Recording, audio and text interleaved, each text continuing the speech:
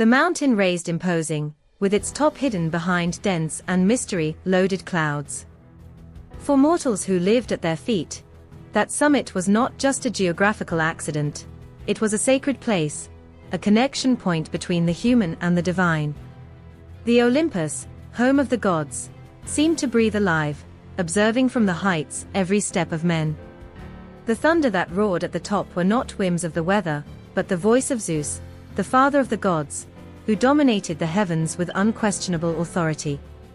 Before there was order, even before men existed, chaos reigned. A vast darkness covered everything, and from there the first titans, primal and powerful beings, emerged. Kronos, the most cunning of them, ruled during an era of darkness, feared by all, even for their own children. Zeus was born under this shadow of tyranny, hidden by his mother Rhea, in an act of despair and hope.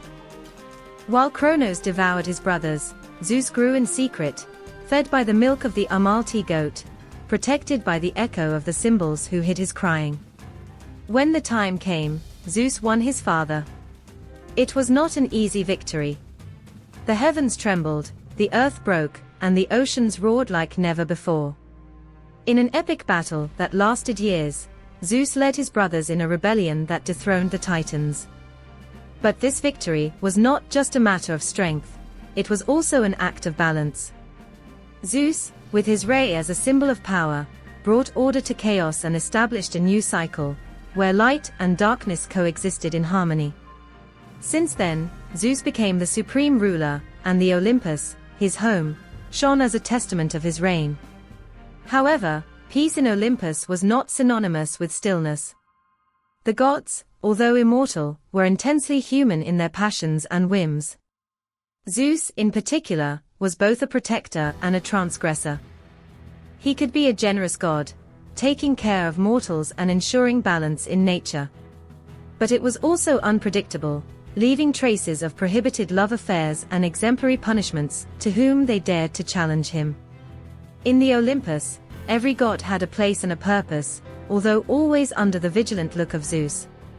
Hera, his wife and queen, represented both the strength and complexity of family ties, struggling to maintain her dignity in the face of her husband's infidelities. Poseidon, the lord of the seas, had a temperament as indomitable as the waves he ruled. Hades, isolated in the depths of the underworld, took care of the dead with a solemnity that contrasted with the vitality of the rest. Athena, born of Zeus's mind, represented wisdom and strategy. Apollo, the sun and music, Artemis, the moon and hunting, and Dionysus, with his eternal dance between euphoria and tragedy. Each god had its history, their glory and their tragedy, but all shared a common bond: Zeus, who balanced the tensions between them with the same ability with which he controlled the lightning in his hand.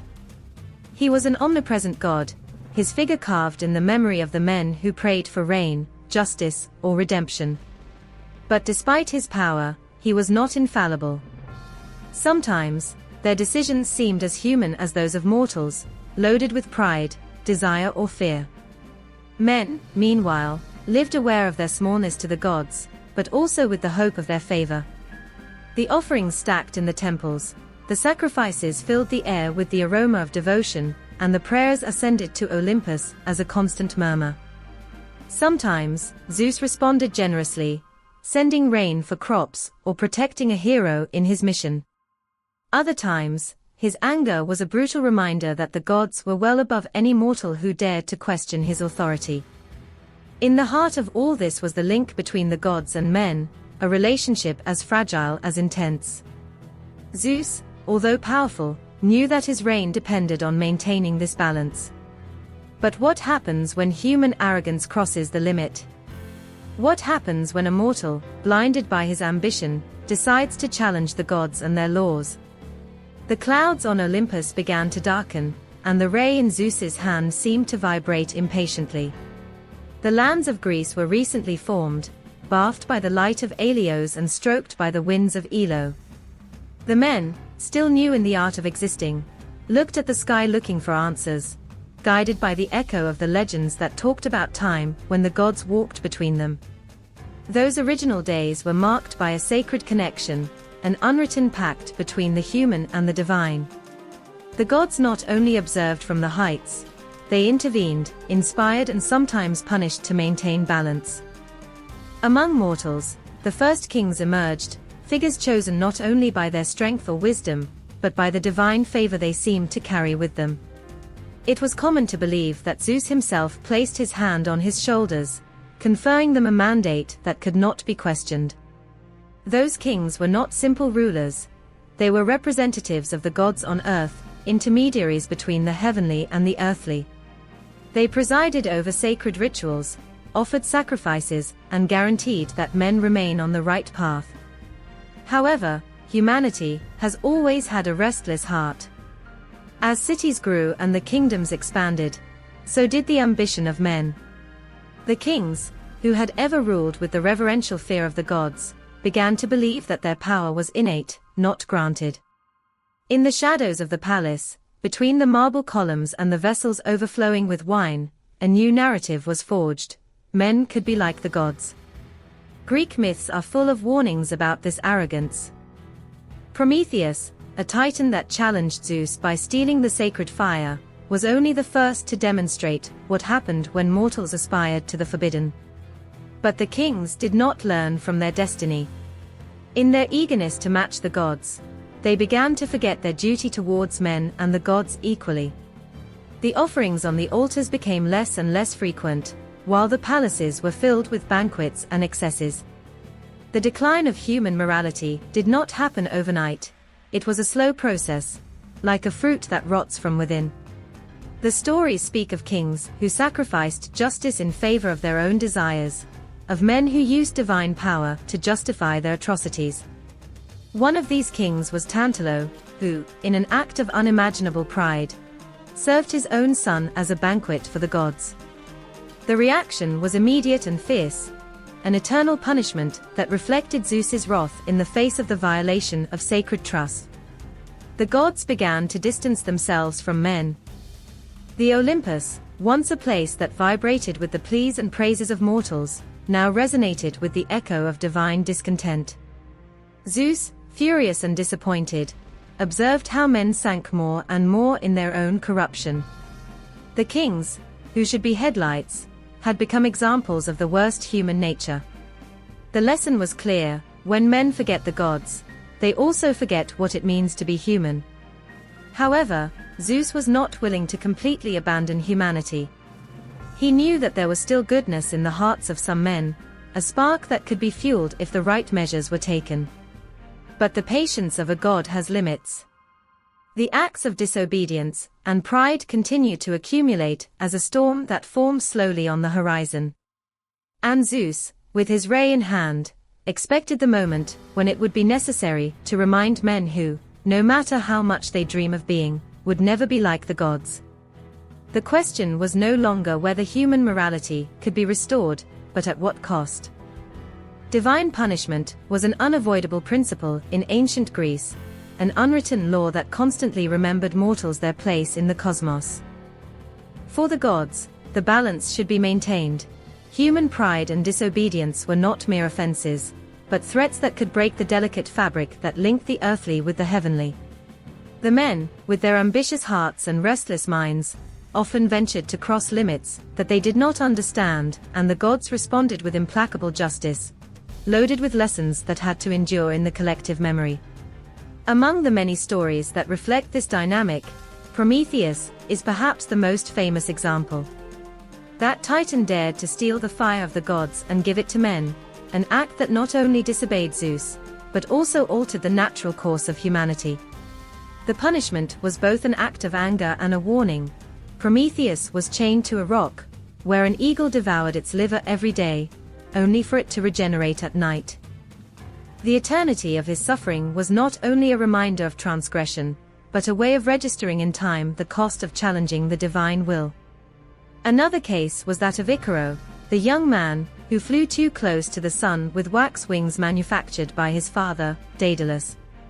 Although this punishment was not directly imposed by the gods, its history was a metaphor for human arrogance, the desire to reach heights that did not correspond to it. Icaro fell into the sea, and his name was recorded as a warning for those who tried to exceed the limits imposed by the gods. Not even the kings, who were often considered favored by the gods, they were exempt from this justice. Tantalus, for example, was punished in an exemplary way for his insolence. He not only dared to steal nectar and ambrosia of Olympus, but offered his own son as food in a banquet for the gods, as if he could deceive them or make fun of his omniscience. His punishment was cruel and eternal, condemned to be in a lake, with the water always out of reach and the fruits hanging on his head, but unattainable every time he tried to satisfy his hunger or thirst.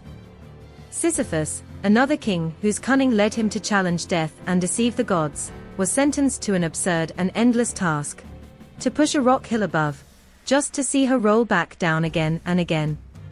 It didn't matter how much effort he put in his work, his punishment was perpetual uselessness, a demonstration that no one, however ingenious, could escape from divine judgment. These examples were not just stories told to scare the children or control the masses. They were stories loaded with symbolism, designed to convey a clear message: the gods were fair, but also fearsome. His justice was not necessarily fast, but always arrived, relentless as a storm. The relationship between mortals and the gods was a delicate balance of respect, fear and dependence. When men forgot their place and allowed arrogance to guide them, the gods responded with punishments that sought to restore order. And although these punishment stories were shocking, they were also deeply human. They showed mortals in their constant struggle with their desires, ambitions and limitations, and the gods as guardians of a universal order that could not be raped without consequences. On the Arcadia horizon, Lycaon moved with the same arrogance that had condemned so many before him. But Zeus did not forget, and the echo of previous punishments seemed to resonate in the air. The question was not whether there would be a punishment, but what way would the divine judgment take this time? The men spoke in whispers, fearful of what could happen when Zeus's patience finally reached its limit. The wolves began to howl, and the clouds gathered in heaven, foreshadowing that something was about to happen. Lycaon was more than a king. It was a living symbol of the power and ambition of men who ruled Arcadia. His lineage went back to ancient times. Those days in which the gods walked between mortals and mountains were still molded by their hands. Lycaon ancestors were said direct descendants of Pelasgo, the mythical founder of humanity according to Arcadia's traditions. In his veins he ran the blood of a town that looked himself as the closest to the gods, a people who believed to be in the center of the stories that wove the world. From the moment he assumed the throne of Arcadia, Lycaon distinguished himself by his charisma and intelligence. His government seemed firm, and under his leadership, the region flourished. The land of Arcadia, with its green meadows and dark forests, seemed to respond to its command. It was said that Lycaon knew the secrets of nature, which understood the whispers of the trees and the language of rivers. But this connection with his land did not come from deep respect, but from a desire for control. For Lycaon, being king was not simply a duty, it was an affirmation of his power, a reflection of his conviction that men, and not the gods, had to govern the earth. Lycaon was also a prolific father, with a number of children that was said exceeded that of visible stars in the night sky. Each of them carried in his blood the legacy of his father, but also his arrogance. The names of these children echoed in the hills of Arcadia, young princes who walked with the security of those who believed that the world belonged to them. For them, Lycaon was not just a father, he was a teacher who instilled in them a vision of the world in which men could even challenge the gods. But Lycaon's story was not limited to his role as king and father. In his eagerness to control everything that surrounded him, he began playing with the sacred laws that governed the relationship between mortals and the gods. The pride that ran through his veins led him to think that he could make fun of Zeus himself, that his intelligence and cunning were enough to deceive the father of the gods.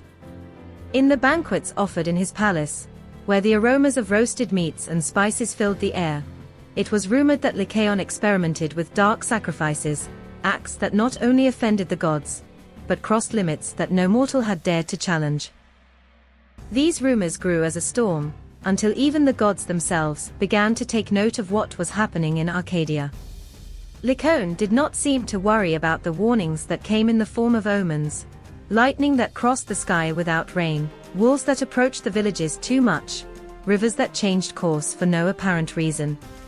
For him, these were mere whims of nature, not divine messages.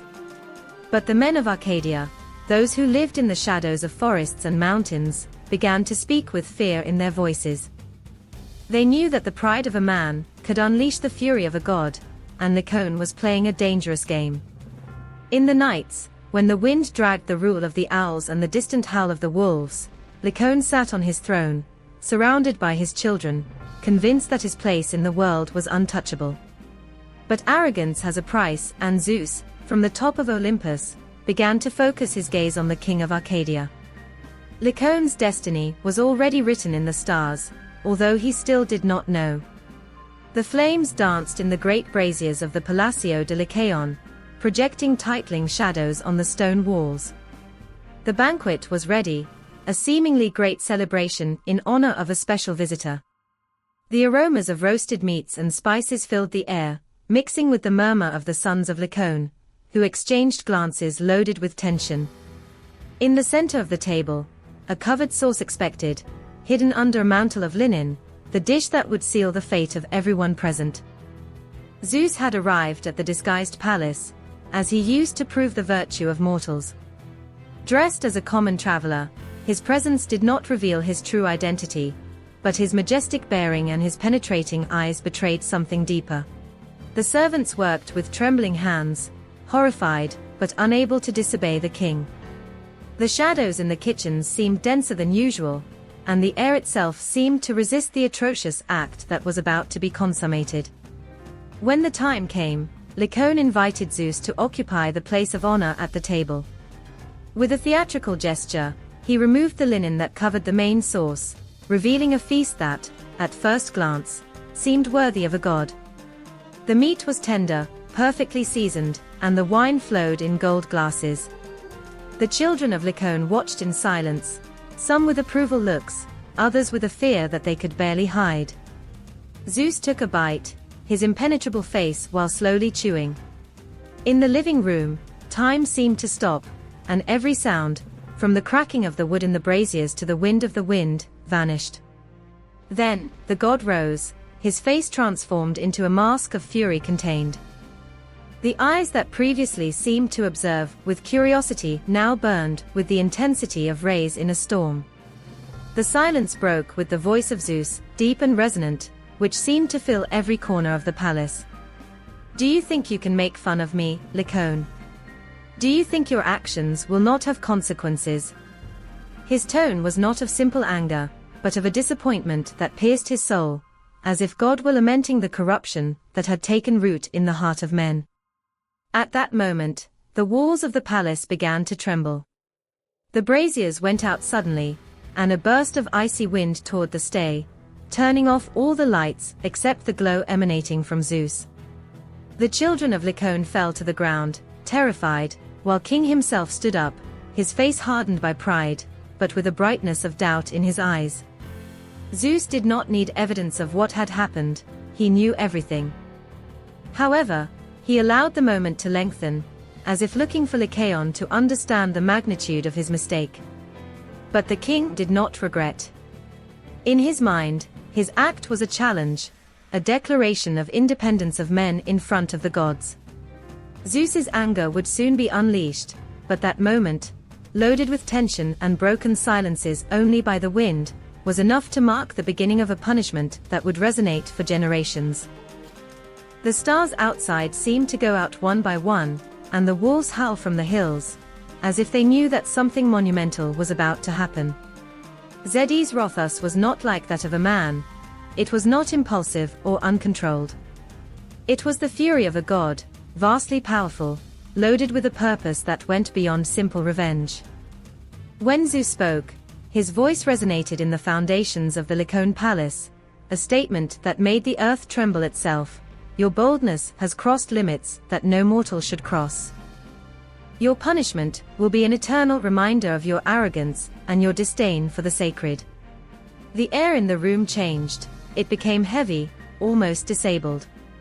The walls began to crack, and the torches that had been lit moments before hit, plunging the place in a darkness broken only by the glow of Zeus. God raised his hand, and at that moment, time seemed to stop. The children of Lycaon, terrified witnesses of the events, threw themselves to the ground, begging for forgiveness. But Zeus had no patience for pleas. Each of them had participated, directly or indirectly, in his father's profane act. Men's supplications could not reverse the irreversible. With a movement of his hand, Zeus released a ray that illuminated the living room, blinding and terrifying. In an instant, the children of Lycaon were consumed, their screams stifled by the roar of thunder. Lycaon, however, was not destroyed as his children. Zeus had another destination prepared for him, one that would not only punish him, but would condemn him to an existence according to the brutality of his heart. The king, who had stood even in front of the power of God, began to feel a change in his body. First were his hands, which lengthened and covered with a dark and rough fur. His nails became claws, and his face, proud and human, began to deform. His jaw was extended, and his teeth became sharp fangs. His back hunched down, and his entire body became that of a beast. Lycaon, the man who had challenged the gods, was now a wolf, a wild creature condemned to wander through the forests of Arcadia. The process was painful, not only physically, but spiritually. Zeus made sure Lycaon retained his human mind within his new form. Every time he looked at his legs instead of hands, every time he however spoken, he would remember who he was and what he had lost. His punishment was not simply the loss of his human form, but the conviction to live as a creature that symbolized his barbarism and disrespect for divine laws. The forests of Arcadia, formerly home and refuge in Lycaon, became their prison. As a wolf, he hid in the shadows, unable to approach men for fear of being hunted. Loneliness became his only company, and the nights were filled with howls that seemed to resonate with a mixture of repentance and despair. Zeus observed from the top of Olympus, satisfied that his punishment served as a lesson for mortals. But even in his anger, he had left a small trace of hope. If one day Lycaon managed to truly regret his actions and demonstrate humility, perhaps, only perhaps, the gods would consider him freeing him from his curse. However, until that day, Lycaon was destined to be the first werewolf, a creature trapped between the human world and the animal, an eternal reminder of what happens when mortals challenge the power of the gods. Arcadia's wolves began to approach him, as if they recognized one of his own, but even among them, Lycaon was alone, marked by a divine punishment that separated him from any belonging. And so, the king who once ruled with arrogance and disdain, now ran under the moon, loading the weight of his actions in each step, in each howl cut the silence of the night. The act of offering human flesh to a god was not just a transgression in Greek mythology. It was a direct attack against cosmic balance and sacred laws that governed the relationship between gods and mortals. Cannibalism, seen as one of the most atrocious offenses, represented an investment of the natural, a rupture of the order established by the gods from the dawn of creation. In this context, Lycaon's action was not simply disrespect, it was a deliberate challenge to the very core of Greek morality and religion. For the ancient Greeks, the act of consuming human flesh symbolized a regression to a state of primitive barbarism, a return to a time before Zeus and the Olympics established the order in the cosmos. The gods had raised humanity above the beasts, giving them the ability to discern between good and evil, between the civilized and the wild. Cannibalism not only denied this progress, but destroyed it, dragging men back to the dark of their most basic instincts. The sacrifice in the Greek religion was an act loaded with meaning. The animals offered to the gods represented a symbolic delivery of the earthly to the divine, a ritual communication that strengthened the link between mortals and immortals. The choice of an animal reflected purity, and respect for life that men had to maintain in front of their heavenly benefactors. When sacrificing his own son and mixing his flesh with the food of the banquet, Lycaon violated this tradition in a grotesque way. It transformed a sacred act into a show of irreverence and corruption. From a religious point of view, the act of Lycaon challenged the purity of sacrifice, but also dehumanized his victim. By reducing his son to a food, Lycaon denied his humanity, making him an object. In Greek mythology, these types of offenses were not simply personal. They were injured to the universal order, offenses that required a direct and forceful response of the gods. The human flesh offered to Zeus also had a disturbing symbolism. He represented Lycaon's attempt to subvert the omniscience of God, as if he could make fun of his ability to distinguish between the pure and impure. But Zeus, being the guardian of balance and justice, could not ignore such an act. Human flesh was a reminder of what happens when men forget their place and challenge the limits imposed by divine laws. Morally, cannibalism was also a manifestation of hybris, the excess or extreme arrogance that the Greeks considered the most serious sin. Lycaon not only violated the laws of the gods, but also those of men, those implicit rules that kept society together. His act showed absolute contempt for human life, a fundamental value that separated men from beasts. Zeus's punishment, by transforming Lycaon into a wolf, was an answer full of symbolism. In his new form, Lycaon was reduced to the existence he had chosen, that of a beast without moral or law, guided only by hunger and instinct. The wolf, an animal feared for its ferocity and associated with the wild, became the perfect incarnation of the transgression of Lycaon. In addition, the wolf as a symbol reinforced the idea that Lycaon had lost his humanity. While running through the forests of Arcadia, the fallen king was a living reminder of the limits that mortals should not cross. His transformation not only punished him, but served as a warning to others. Those who despise the laws of the gods and challenge the natural order will be condemned to a degraded and isolated existence. Ultimately, Lycaon's cannibalism was an act that resonated beyond its own history, a transgression that represented the abyss between humanity and barbarism.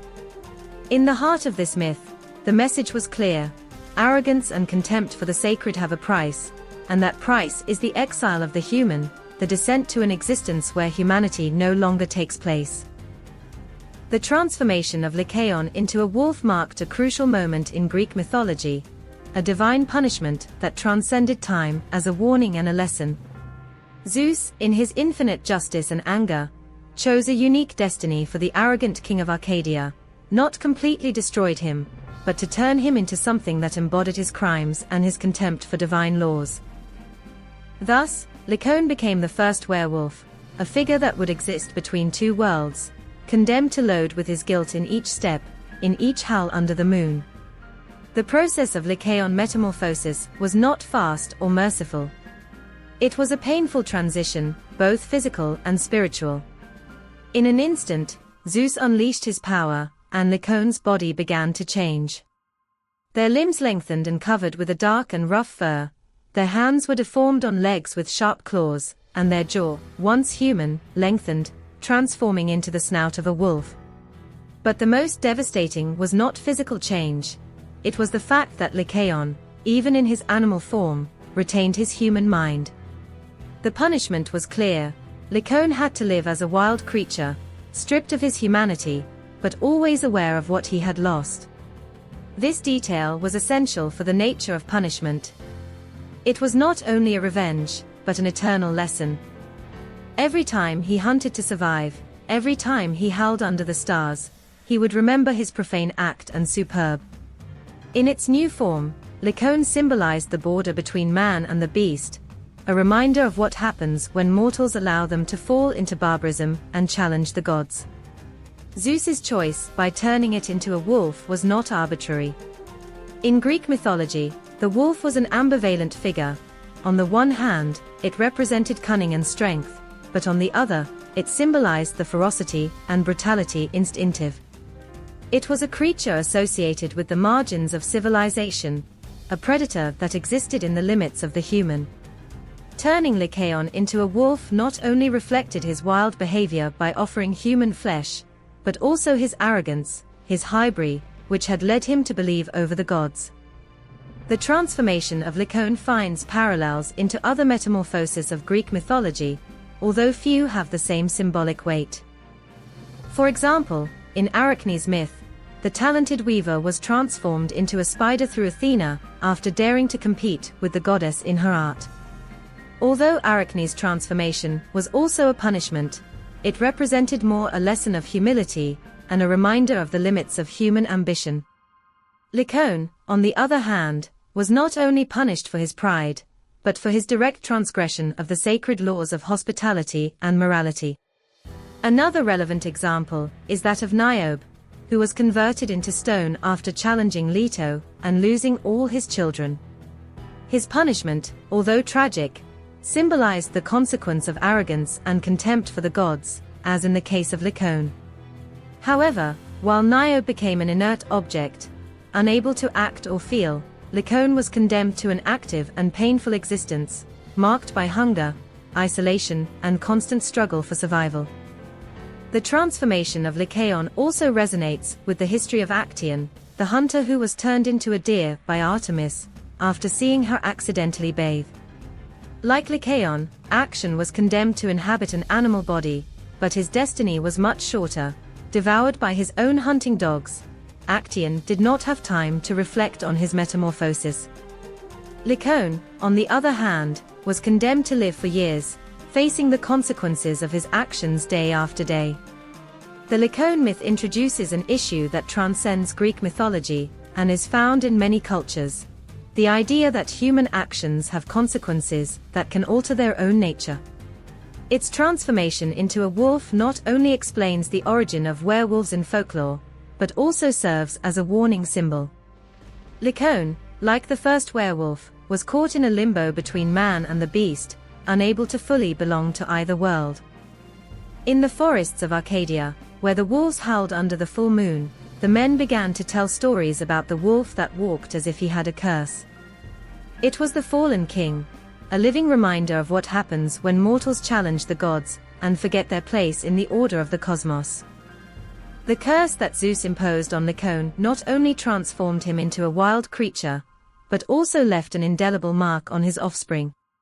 Lycaon's condemnation was so deep and transcendental that it was not limited only to him, but extended to his children, his lineage, his inheritance.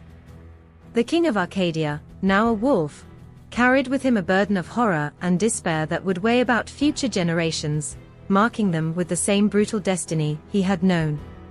Lycaon's punishment was not the end of its history, but a gloomy beginning. As a wolf, he lived away from humanity, a shadow that stalked in the forests, a prisoner of his own transformation. He could not escape the nature of his being, because inside, although his body had been distorted in a beast, his human soul was still present. This internal contradiction would persecute him at every moment of his existence, a perpetual reminder of what had been and what he had lost. On the darkest nights, when the howls of the wolves resonated throughout Arcadia, Lycaon cried for what he had done and for the kingdom he had destroyed with his own pride. The curse affected his children in an equally devastating way. Although Zeus had punished Lycaon directly, his offspring also carried the weight of transgression. The children of Lycaon, although not guilty of the act that his father had committed, were linked to his destiny and loaded with the shadow of his lineage. The myths do not tell us with specific details of how these children lived, but in some stories, the descendants of Lycaon were equally marked by the influence of their father. Many of them were considered wild, with trends that moved them away from human civilization, as if their father's curse had reached them in their character, in their hearts. Some myths even suggest that Lycaon's offspring became a kind of damned tribe, condemned to live in the periphery of human society, rejected and feared by what they represented. The transformation of Lycaon into a wolf, then, not only made him future Nes. The Lycaon bloodline was marked by the corruption of the divine and the human, trapped in a spiral of condemnation that would never cease. The werewolf, as a transition creature, became a powerful and disturbing symbol in Greek mythology, but also in the stories that followed. The wolf represented more than a mere metamorphosis. It was a liminal figure, a being caught between two worlds, without belonging completely either to the kingdom of the gods or that of men. In mythology, transition creatures were those that did not fully adjust to a category, those that existed on the margins, with a fragmented identity, a kind of neither so human nor so animal. Wolf men, with their dual nature, symbolized the internal struggle between the beast and man, between instinct and reason, between civilization and barbarism. The myth of Lycaon introduces this duality in a powerful way. As a man, Lycaon was a proud king, full of arrogance, but also a father and a ruler. His humanity, however, vanished as his transformation into wolf advanced. Now, caught in an animal body, he still retained the awareness of his ancient life, which condemned him to an existence of suffering and remorse. The transformation was not a simple punishment, it was an existential conviction, a constant reminder that man and beast could coexist, but never in peace. The curse of Lycaon also reflected a broader lesson on the danger of the limits. The gods, especially Zeus, represented the cosmic order, and those who tried to alter that order had to face consequences that affected not only themselves, but to everything that surrounded them. Lycaon not only disobeyed a moral rule, he challenged the fundamental principle of respect between the divine and the human. In his transgression, he himself became a broken bridge between both kingdoms, a symbol of dissonance that results when the borders between the human and the divine, the animal and the rational, are blurred. The werewolf, then, is not just a monstrous figure, but a creature that carries in his being the awkward truth of humanity. We are all one step away from falling into barbarism, of losing our humanity, if we do not respect the sacred rules, if we let ourselves be consumed by our darkest passions. Lycaon, transformed into wolf, is the reflection of that universal fear. His curse not only marked him, but also left a mark on the world that surrounded him, a footprint that reminds us that, in each of us, he lives a beast that is always on the prowl. The figure of the werewolf has captured human imagination for centuries, especially because it touches one of the deepest tensions in human nature, the struggle between reason and bestiality, between instinct and civilization. In Greek mythology, the transformation of Lycaon is not only a punishment, but a representation of the duality that exists within all human beings. The line that separates the man from the beast is thin, and when crossing it, one can be completely lost, just like Lycaon. Greek myths are full of creatures that show this duality. From the mermaids that seduce with their beauty and then devour, to the Gorgon whose gaze converts into stone, the border between the human and the monstrous has always been uncertain. Lycaon, by offering human flesh in a banquet for Zeus, represented a transgression that not only broke the sacred rules, but rather blurred the borders between the civilized and the wild. His metamorphosis in a wolf was a reflection of his loss of humanity. It was not only a punishment, but a physical manifestation of what was already present in his heart. The wolf, as a symbol, is not simply a wild animal, it is a creature that lives on the margins, in the limits of human society. It is a predator, a being that represents the law of the jungle, the constant struggle to survive. Like Lycaon, who, by challenging the gods, broke the laws that gave him order and purpose, the wolf lives without the rules that structure human life. Lycaon metamorphosis reflects a moment of despair and fall, a transformation that not only strips it of its human body, but also of its dignity, its connection with the divine and moral. But, beyond punishment, the transformation of Lycaon invites a deeper reflection on human nature. What does it mean to be truly human? Greek myth suggests that humanity is not only a matter of having a form, but also of behaving in accordance with the laws of divine and natural order. Humanity is defined not only by intellectual abilities, but also by the awareness of the sacred, morality, and respect for others. Lycaon, in violating those fundamental norms, moved away from what he made it human, which was reflected in his physical metamorphosis. Somehow, The wolf became a mirror of his soul, wild, instinctive, without awareness of the consequences. In many cultures, the werewolf is a figure that embodies the idea of internal duality, that dark part that we all carry inside. Lycaon, in its transformation, represents this internal struggle between the rational part of the human being and its most primitive impulse. As the full moon illuminated Arcadia's heavens, the fallen king not only struggled to survive like a wolf, but was dragged by the most basic impulses that separated him from his humanity. This constant struggle between reason and instinct, between man and the beast, is the very essence of the myth of the werewolf. The Greek myth of Lycaon also points out a lesson on the destructive power of human arrogance. Man, trying to transcend his nature or believe himself over divine laws, runs the risk of missing himself. In the case of Lycaon, his excessive confidence in his possession and challenge to the gods led him to lose his human form, symbolizing how excess, pride can make one become something less than human. Wolf metamorphosis is the maximum expression of this loss, a reminder that when man loses humility, he risks losing his soul itself. In other myths of Greek mythology, metamorphosis is usually a punishment process, but also a reflection of internal transgression. For example, in the case of Nebuchadnezzar, the Babylonian king who was punished for his pride and transformed into beast, or in the myth of Artemis and Action, where the transformation into a deer reflects the punishment for the lustful gaze and respect for the sacred. However, the case of Lycaon stands out for the permanence of its humanity, even after its transformation. This detail suggests that the loss of humanity is not only a physical, but moral and emotional process. In the background, what Lycaon lost was not only his body, but the connection with the divine, compassion, empathy and respect for life. The werewolf, as mythological figure, represents this battle between man and the beast, which is present in every human being.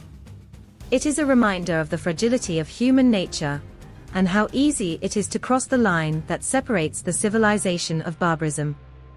In this sense, the figure of the werewolf is not only a monster to fear, but a reflection of the darkest and most primitive aspects of our own nature, those that are latent and that, if they are not controlled, can overflow, leading us to a place where there is no return.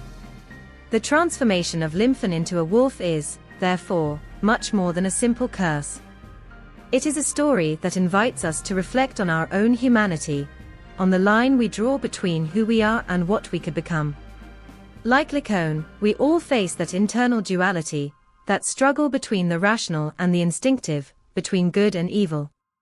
The question, in the end, is to what extent we are able to stay human when the temptation to cross that line is presented before us. The children of Lycaon were born under a shadow of horror, marked by the curse of his father, the king who, by challenging the gods, was transformed into a wolf. The fate of these children, although largely ignored by the myths, is impregnated by the dark inheritance that left them Lycaon. The blood of a man who challenged the divine flowed in his veins, and therefore, his existence was equally marked by a constant internal struggle, a struggle between the desire to escape the shadow of his parent and the weight of a damned lineage that I would persecute them. It is said that Lycaon had several children, and although many stories do not specify their names or exact destinations, there are some fragments in mythology that give us a clue about what happened to them. Some of them, like their daughter Nyctimene, are related to the myth of transformations. According to some versions, Nyctimene, who had been the victim of shame due to a sin committed in his youth, was turned into an owl as punishment. However, it is suggested that this conversion was not so much a direct curse of the gods, but an answer to the humiliation that she felt. Despite this metamorphosis, Nyctimene seems to have found a form of redemption, as it was revered in some regions such as the goddess of the night. This story emphasizes how, although Lycaon's family was marked by evil and perdition, the search for their own identity and the struggle to overcome the shadows of its origin were present. Other children of Lycaon, however, were less fortunate.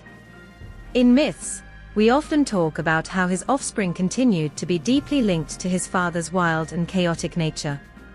The Lycaon descendants, they lived on the edge between the human and the monstrous, showing a tendency to violence and brutality, characteristics associated with the beast that lived in them from the moment of their birth. This curse not only referred to the physical, but the children of Lycaon became figures associated with moral corruption, beings that constantly fought to find a purpose in a world where its origin was sinister and its future uncertain. The expansion of the Lycaon myth through its offspring was inevitable. As in so many other mythology stories, the curse of a single individual does not end his death, but propagates, generating generations marked by the same tragic destiny. Thus, Lycaon's children were part of the mythical fabric that connected the history of men and gods, and their existence remembered humanity that transgressions have consequences that transcend time and space. Each descendant of Lycaon represented, in some way, a link in a chain of suffering that expanded beyond the limits of the kingdom of Arcadia, affecting other peoples and other stories. Although many of Lycaon's children do not have detailed stories about their lives, the few who have been mentioned serve as a symbol of eternal fight against destiny. These children represented the impossibility of escaping a legacy marked by sin and divine punishment. Like the wolf in Lycaon, they also had the burden of an inner nature that they could not control.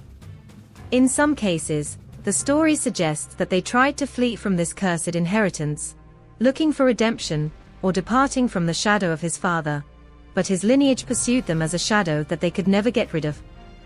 The myth of the children of Lycaon also reflects a universal vision of family destiny, how the actions of one generation affect the following, and how curses, or blessings are perpetuated beyond the will of individuals.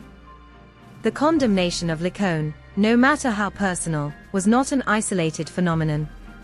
The cruelty of his act and the punishment imposed by Zeus became a warning for all those who might think could challenge the divine order without consequences. Thus, the children of Lycaon not only expanded the myth, but also deepened the symbolism of metamorphosis and the duality inherent in the human being. They were beings trapped between two worlds, condemned to live with the awareness of their humanity, but also with the evil inherited from their father. The history of Lycaon and his children became a representation of the moral struggle that we all face, a reminder that the decisions we make can mark the future generations of ways that we never imagine. The myth extended, not only by Arcadia, but beyond, crossing borders and leaving a mark on the collective psyche of those who heard the stories of the descendants of the werewolf. In many cases, Lycaon's family was seen as a warning, a kind of ancestral curse that could fall on anyone who crossed certain moral lines. Although the details of their lives were lost in the mist of time, the figure of the children of Lycaon as representatives of the fall and the struggle for forgiveness endures as an echo of the tragedy that began with a single act of challenge to the gods. Zeus, the king of the gods, not only ruled the Olympus with his unwavering power, but was also the implacable guardian of the divine laws, those norms that regulated the order of the universe. His role as a supreme judge was as fundamental as his dominance over heaven and storm. Zeus's throne was not only a symbol of authority, but also of justice, and when mortals or even the gods pierced the limits established by the cosmic order, Zeus was there to impose his judgment. Divine punishment was his most powerful tool to maintain balance in the world.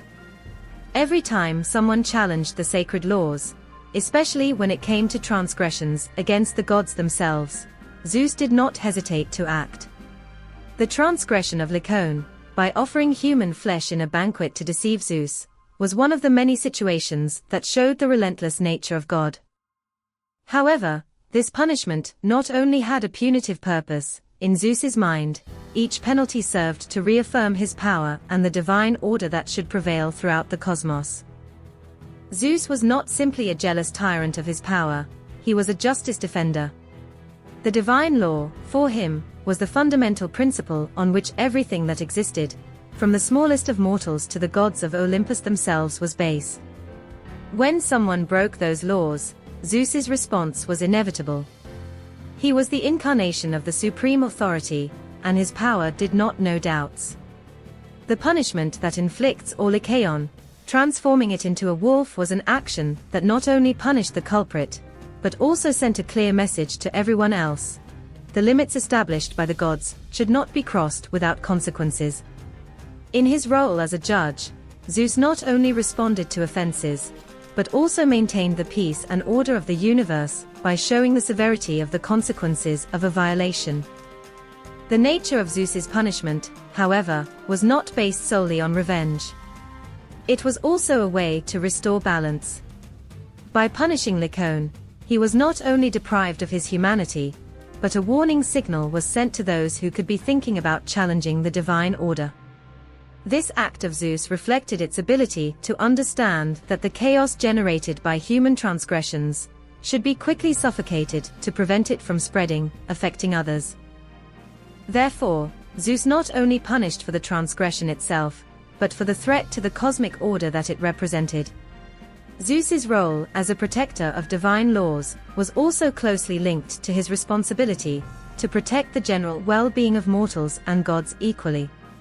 As an absolute ruler of Olympus and the lower kingdoms, Zeus had not only to ensure the harmony among the gods, but also to guarantee that humans lived within a framework of justice. The divine intervention of Zeus, through punishments and rewards, was a constant reminder that human behavior should align with the divine principles. Morality, respect for the sacred and compliance with laws were essential for peace to reign in the universe.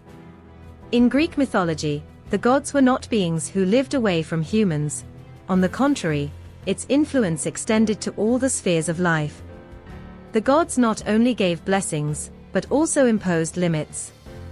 The severity of Zeus's punishments, although feared and sometimes misunderstood as cruelty, was aimed at restoring that order that should prevail above all.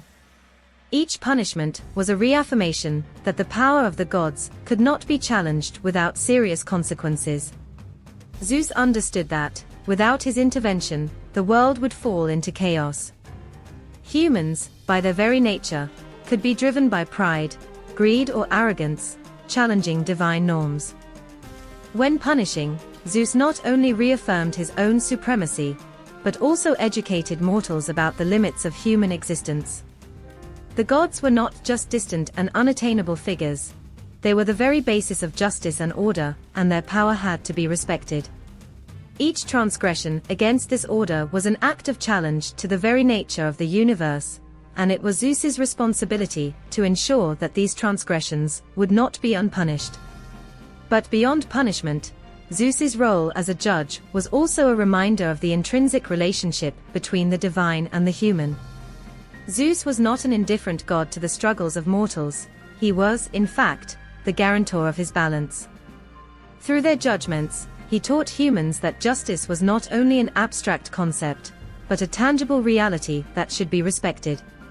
The gods, in their role as judges, not only punished to correct evil, but to maintain the integrity of the creation itself. The intervention of Zeus in the lives of mortals, as in the case of Lycaon, also reflected its responsibility as a protector. Although his justice was severe, it was also a way to ensure that mortals understood their place in the cosmos and the importance of living according to divine laws. By punishing the arrogance of Lycaon, Zeus not only reaffirmed his authority as king of the gods, but also preserved the balance of existence, demonstrating that the cosmic order should prevail over any selfish desire.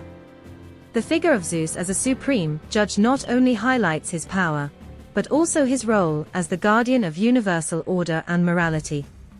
Through their judgments, humans understood that their destiny was intertwined with respect for divine laws. And although Zeus's punishments might seem ruthless, they were ultimately necessary to maintain harmony between the worlds of the gods and mortals.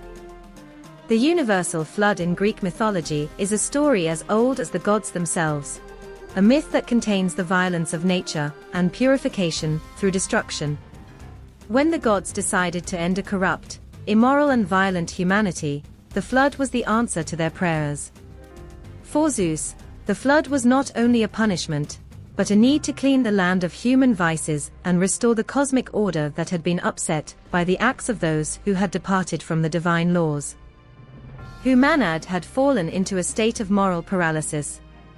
Men, far from fearing the gods and living according to the divine rules, had yielded to greed, selfishness and violence. They had forgotten respect for the sacred, and injustice reigned on earth. It was at that time of decline when Zeus, the supreme judge, decided that the only way to restore order was to destroy what had been corrupted and start over. The flood swept the majority of humanity, immersing everyone in a sea of water as a purifying punishment. The parallelism between the flood and the history of Lycaon is undeniable. Both events are marked by the same divine intention to restore justice, but also by a relentless criticism of humanity. In the case of Lycaon, the king had challenged the gods, carrying his moral corruption to the extreme by offering human flesh in a banquet for Zeus. In response, he was transformed into a wolf, a wild creature, a reminder of what happens when the human being loses his humanity and gives into arrogance and evil. The flood, meanwhile, can be seen as an extension of that same divine response to the moral perversion of humanity. When humans become too arrogant, when they believe they can act without fear of the consequences, the gods not only punish them, but that they purify humanity of all corruption. In both stories, the message is clear: respect for divine laws is not optional. When these laws are ignored, divine punishment comes inexorably, either in the transformation of a man into a beast, or the total annihilation of civilization. Over the centuries, the relay of the flood has become a symbol of catharsis, of the reborn after destruction. As well as Lycaon, transformed into wolf, it was a warning for men about the consequences of losing their humanity.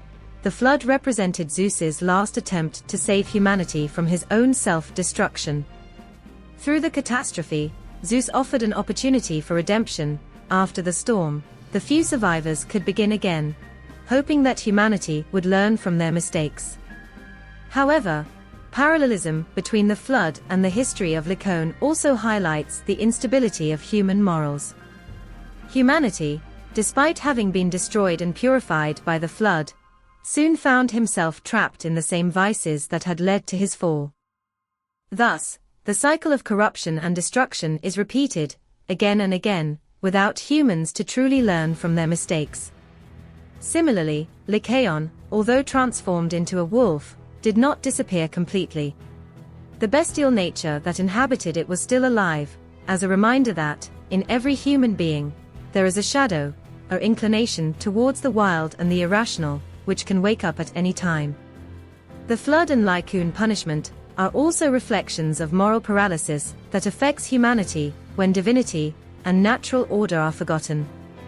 Both events underline that, when human beings act without considering the spiritual consequences of their actions, they risk falling into darkness and chaos. Arrogance, violence and moral corruption feed on indifference to the gods and divine laws, and when those values are abandoned, punishment is inevitable. In the case of Lycaon, the king of Arcadia found himself trapped by his own pride and for his inability to recognize his place in the universe, challenging the gods directly. Its history is a microcosm of human history, a being that rises above others, which believes that it can escape the divine laws, and finally, falls into perdition. The universal flood, on the other hand, is the cosmic version of that same phenomenon. When humans reach an unsustainable point of corruption, when they have stopped listening to warnings, the gods must intervene drastically to restore order, although this means almost completely destroying what once existed.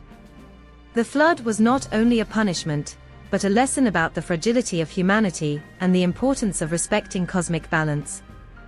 Like Lycaon, who was punished not only for his transgression, but for his ignorance of the divine, humanity was mired in water as a purge, as a reminder that human acts have repercussions on the very tissue of existence. Zeus, like other gods of Olympus, could not allow evil to extend without end.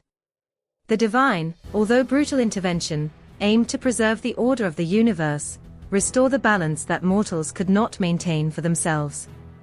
Through the flood, Zeus not only punished the corruption of mortals, but also offered them an opportunity and renewal to start over.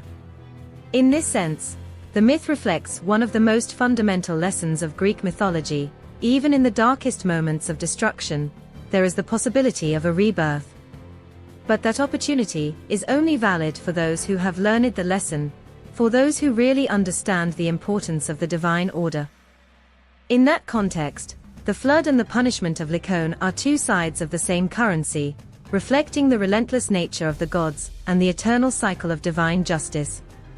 Zeus, the king of the gods, was more than an omnipotent figure that reigned from his throne in the Olympus. His relationship with mortals was not simple or univocal. It was marked by a constant tension between benevolence and severity. In Greek mythology, the gods often interacted with human beings so that they not only reflected their power, but also their desires, their emotions, and their own internal dilemmas. The corruption of men was not an isolated issue that Zeus could handle from its divine height, but was a complex phenomenon, an interaction between human beings and cosmic forces that the gods embodied. One of the recurring questions that arises when analyzing Greek myths is to what extent the gods are responsible for the corruption of mortals. Zeus, although he presents himself as the protector of the cosmic order, often acted so that he sowed chaos among humans. Through their decisions and their direct intervention, the gods influenced human behavior in so deep ways that questioning their responsibility becomes inevitable. The relationship between gods and mortals was in many ways a fragile dance, with the gods often inciting humans to reach levels of excess only and then punish them when they cross the limits. Let's take the example of Lycaon. As king of Arcadia, Lycaon not only challenged the gods by offering human flesh to Zeus, but also showed absolute arrogance by believing that he could make fun of divine power.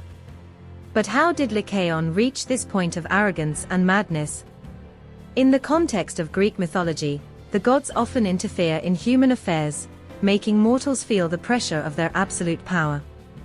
Lycaon, like many other mythological kings and heroes, was a victim of a system in which divine intervention was both a blessing and a conviction.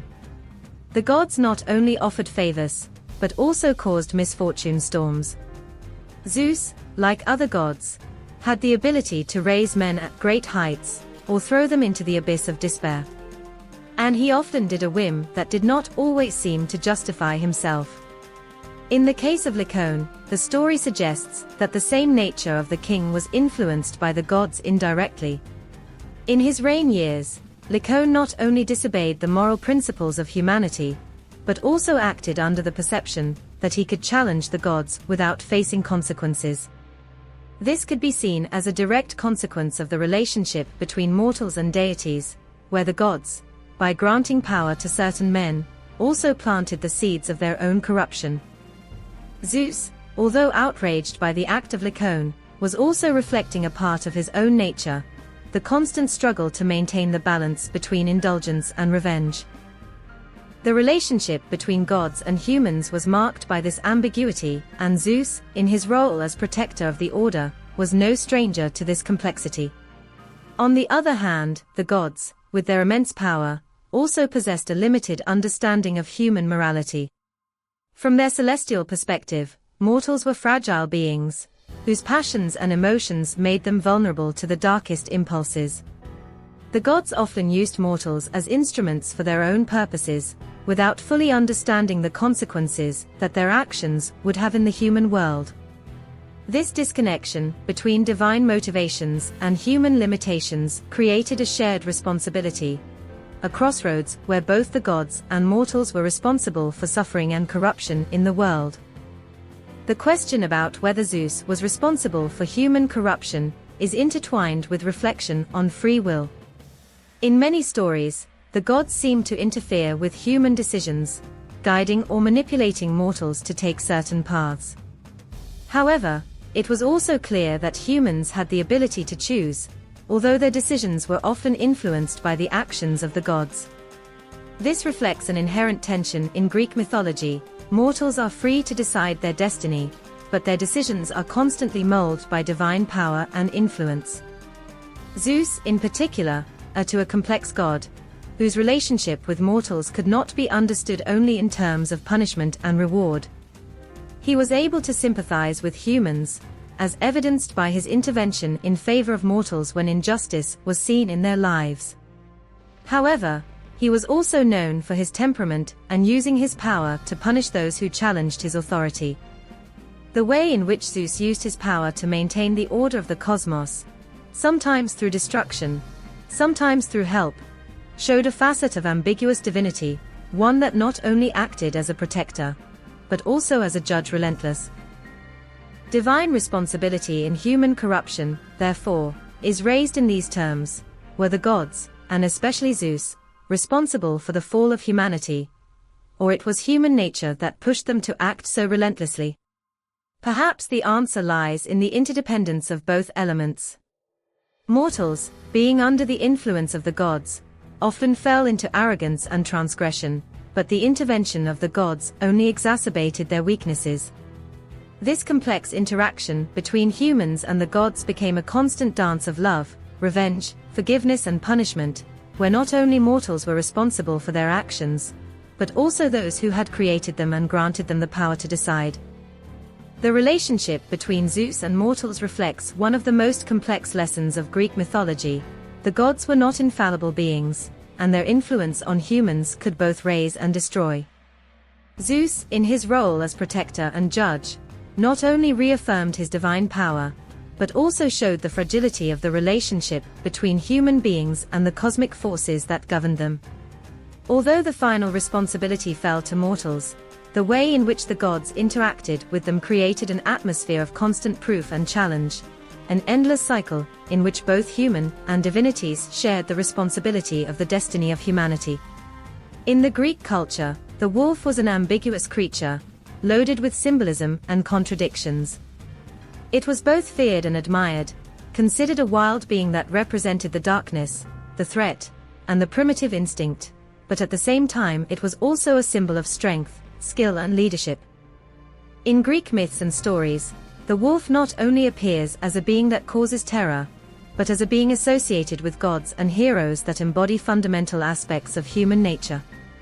The wolf, with his fierce gaze and his howl that resonated in the dark of the night, was seen as an animal that connected mortals with the darkest and most primary forces of the universe. The figure of the wolf was frequently linked to the unknown, the uncontrollable. The Greeks understood the wolf as a being who, in his loneliness and his wild nature, represented the deepest fears of humanity. The night, which covered everything with its mantle of darkness, was the territory where the wolf moved freely, a shadow in the abyss. But there were also associations of respect and fascination with the wolf. In Greek mythology, not everything was horror. The wolf also had a close relationship with certain gods. Apollo, the god of light and the arts, was also known as Lycaon, a title that came from lupus, which means Latin wolf. This name not only referred to the god who presided over healing, but also indicated his link with the wolves and hunting. Apollo, in its most primitive form, was a god of wild nature, and the wolf was an animal that embodied that primitive hunting force. This link was not only symbolic, but also functional, since the Greeks associated it with the protection of herds and the natural order of wildlife. In turn, the lyric men lobos were part of an interesting network of associations in Greek mythology, not only as monsters, but as symbols of a transformation, of an altered human condition. The figure of the werewolf, with his ability to transform himself from being human to beast, embodies the duality that so much fascinated and terrified the ancient Greeks. This metamorphosis process, especially when it came to beings such as Lycaon, showed the danger of losing control of instincts, of being absorbed by the darkest nature of the human being. A man turned into wolf was a metaphor of how, by moving away from civilization and the laws of the gods, one could fall into a wild state, stripped of reason and morality. The fear that the wolf inspired was palpable, since it represented the constant threat of non-domesticated nature. In Greek cities, the wolves were perceived as creatures out of control, always on stalking in the dark. Often, myths talked about how the wolves hunted in herd, which was a dangerous group force. This collective nature of the wolf was also seen as a warning, when human beings joined in herds, they were no longer under control of the individual, but could become unpredictable animals. Therefore, the wolf symbolized a constant struggle between civilization and instinct. The Greeks also linked the wolf with the evidence that the heroes had to face. In various legends, the creatures of the night, such as the wolf, represented obstacles to overcome, something that the hero should face to demonstrate his courage and inner strength. A clear example is that of Hercules, who had to face beasts and mythological creatures as part of his works, one of which implied the fight with creatures that emulated the wild nature of the wolf. The fight against these animal entities was, in many cases, a control test, restoration of the order. The wolf was also related to the borders of the known world. In many ancient cultures, the lands surrounding cities were not only seen as natural spaces, but as mysterious and dangerous regions, where the wild still predominated. The wolf inhabited that threshold, where the human and the animal were, symbolizing the border between civilization and chaos. Through this symbolism, the wolf represented both the danger of the unknown and the warning of what could happen if humans did not respect divine laws or nature. One of the most significant manifestations of wolf symbolism in Greek culture is its connection with the fear of the uncontrollable, to which it cannot be domesticated or subject to human reason. In the myths, the gods controlled the forces of nature, but the wolf was one of those beings that represented chaos, that could not be fully understood or governed. In this way, the figure of the wolf becomes a constant reminding that, although the gods establish laws and norms, there are forces within nature and humanity themselves that can escape their control. The figure of the wolf was also intrinsically connected to the hunt. In many mythological stories, the wolf represented not only a threat, but also the need for hunting balance. The hunters who persecuted the wolf not only did it for fear, but also to restore the natural order. The wolf's hunt, especially in the legends, was an act that tested the value of the hunter, but also its respect for the laws of nature. As with sacrifice and surrender to the gods, the act of hunting the wolf was symbolically a way of honoring the cycle of life and death, a cycle that could only be understood by those willing to face with danger and death. Finally, we cannot forget that in Greek mythology, creatures like the wolf, which moved in the dark and hunted at night, represented a power that transcended the physical. They were figures that prompted fear, because they were not only beasts, but relentless forces that could drag humans into the abyss if due respect was not maintained. The wolf, in this sense, was both a warning and a lesson, reminding us that the wild, the indomiting, has a permanent presence in human nature and in the universe. The myth of Lycaon, one of the darkest stories of Greek mythology, is the seed of the legend that gave rise to lycanthropy, the transformation of man into wolf. Lycaon, the king of Arcadia, not only became the first werewolf in Greek mythology, but his history became the basis on which the concept that would later expand in the popular traditions of diverse cultures was cemented.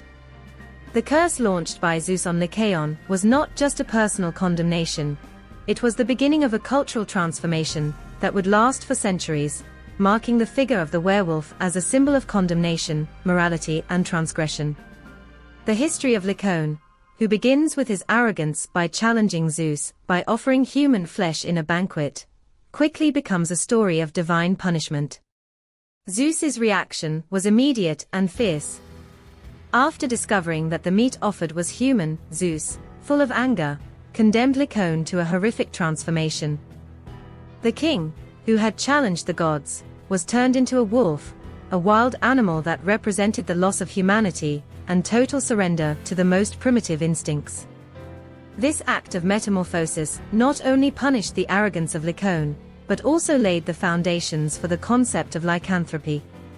When transformed into a wolf, Lycaon was no longer a king, a human being, but a creature that moved between two worlds, that of men and that of the beasts. In its animal form, Lycaon could no longer govern, no longer po-day thinking with human clarity. He lost his reason and gave himself to the wild nature of the beast that inhabited him. This symbolism became the cornerstone of what would later be known as the werewolf, a creature that, due to his sin or transgression, lost his humanity, and became a beast, at the same time respecting and fearing the uncontrollable nature that wrapped it. The history of Lycaon was not only a warning against challenging the gods, but also a reminder of the danger of getting lost in the lowest instincts. Lycanthropy, as a concept, began to associate with disobedience, lack of morality, and divine punishment. In this sense, the subsequent myths that addressed the figure of the werewolf were based on transformation, as a result of arrogance, transgression, or desire for power without limits. Thus, Lycaon was not only the first werewolf, but also the prototype of those who, in history, would be condemned to walk between humans and beasts. This concept spread beyond Greek mythology, influencing different cultures over the centuries. In Rome, for example, the myth of Lycaon was reinterpreted and absorbed in popular beliefs, where the figure of the werewolf was seen as a being that challenged social and religious norms. The Romans borrowed many elements of Greek mythology, and in their culture, the wolf not only represented the wild and the dangerous, but also the dark and the forbidden. Lycanthropy in the Roman imaginary connected to the stories of men who, in their desire to obtain power, surrendered to the transformation into beasts, seeking control over the indemiting. Through these beliefs, Lycaon became a foundational figure not only in Greek mythology, but also in the Roman tradition. As the history of Lycaon extended throughout the centuries, the influences of this legend began to appear in other cultures. In the Middle Ages, for example, stories about werewolves became an essential part of European folklore. Although the versions of the Lycaon myth varied according to the region, the essence of the werewolf remained constant. A man who, because of a sin, was transformed into a beast, lost between the human and the animal. In some medieval versions, the werewolf was a figure associated with dark magic and pacts with the devil, which added an even more terrifying dimension to history. The fear of lycanthropy extended throughout Europe, with innumerable stories of people accused of being werewolf, processed by the Inquisition, and subject to torture in the name of the faith. The myth of Lycaon also influenced literature and art. During the Renaissance and Enlightenment, studies on mythology and folklore relived interest in mythological figures and legendary monsters. The writers of that time, as in the case of epic poems and tragedies, were inspired by the figure of Lycaon and other Greek myths to explore issues of morality, transgression, and punishment. Through works of theatre and literature, the concept of the werewolf went from being a story of divine punishment to become a symbol of human fears and desires, the struggle between rational control and the most primitive instincts. In more recent times, the myth of Lycaon has continued to evolve, adapting to the needs of each era. In modern popular culture, the werewolf has become a more complex figure, often represented as a tragic being, divided between its human and animal nature. Films, books and television series have taken the myth of Lycaon and have reinterpreted it, giving it new meanings and dimensions. It is no longer just a punishment, but an internal struggle that reflects the existential dilemmas of the human being.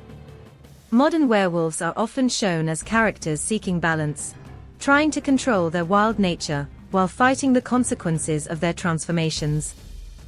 This new interpretation remains, in part, an extension of the original myth, where the duality between the human and the bestial remains a central theme. The myth of Lycaon, therefore, not only gave rise to the legend of the werewolf, but also provided a deep metaphor about human nature, the constant struggle between civilization and barbarism, control and chaos, humanity and bestiality. Through this myth, the concept of lycanthropy has endured as a symbol of transformation, punishment and redemption, influencing over the centuries both popular folklore and modern cultural narratives. The figure of the werewolf has transcended the borders of Greek mythology to become a symbol found in different cultures around the world. Yes, the myth of Lycaon in ancient Greece is one of the foundational stories about lycanthropy. Other traditions have developed their own versions of this mythical creature, each with its peculiarities, but with certain common elements. The metamorphosis of a human being in wolf has been a universal concern, a reflection of the fear of loss of control over the instincts, and the struggle between civilization and barbarism. In many cultures, the werewolf is not only a being that transforms, but also a figure that symbolizes transgression and punishment, as well as the ambiguous link between the human and the wild. In Nordic mythology, for example, we find stories that resemble Lycaon.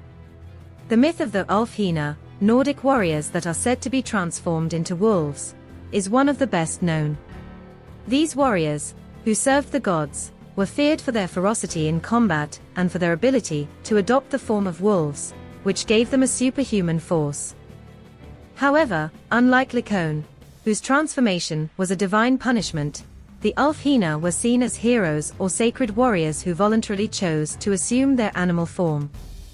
The difference is that, while in Greek mythology lycanthropy is related to the condemnation of arrogance, in the Nordic tradition it has more to do with the spiritual connection and the power granted by the gods. In Celtic culture, the myth of the werewolf also occupies an important place. The Celts believed in magic and the ability of certain individuals to transform into animals. The figure of the wolf was associated with the goddess of the war, Morrigan, who was often represented with the ability to take a wolf. Through Morrigan and other deities, the Celts saw in the wolf a representation of the wild force and the power of instinct, but also of the ability of the gods to change in form and punish humans. Here, lycanthropy connects more with the power of the gods and the mystical nature than with the punishment for moral transgressions, although the idea that the human being can be transformed by higher forces persists. In European folklore, particularly in the regions of Eastern Europe, we find stories about werewolves who date back to medieval times. In these legends, the werewolf were often people condemned to the transformation by pacts with the devil or for witchcraft.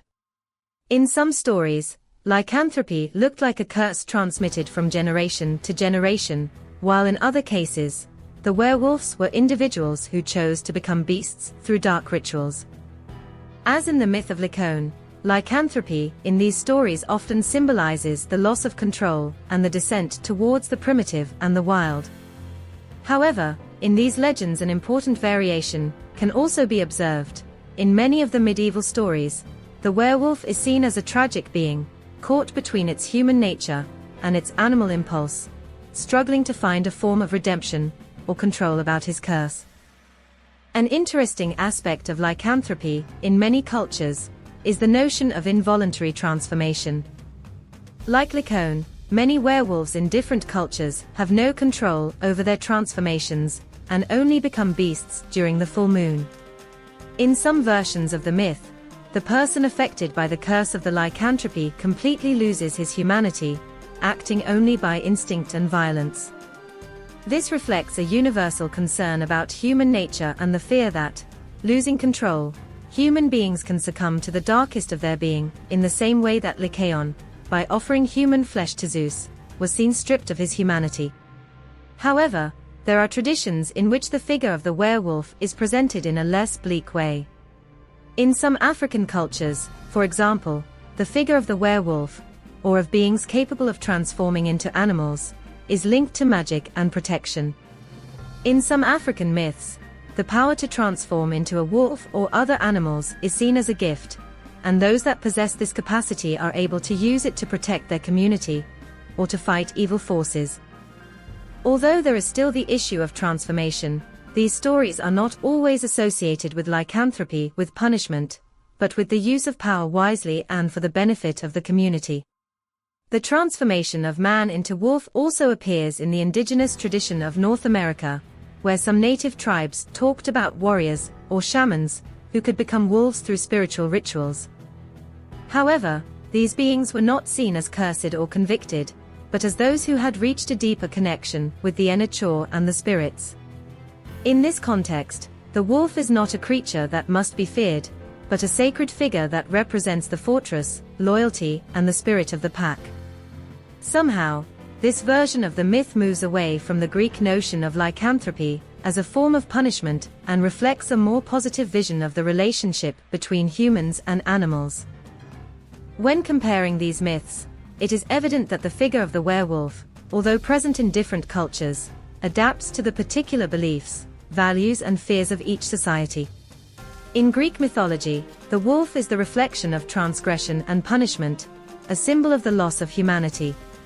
In other traditions, such as the Nordic or Celtic, the relationship with the wolf is more ambiguous and sometimes even sacred, linked to magic and divine power.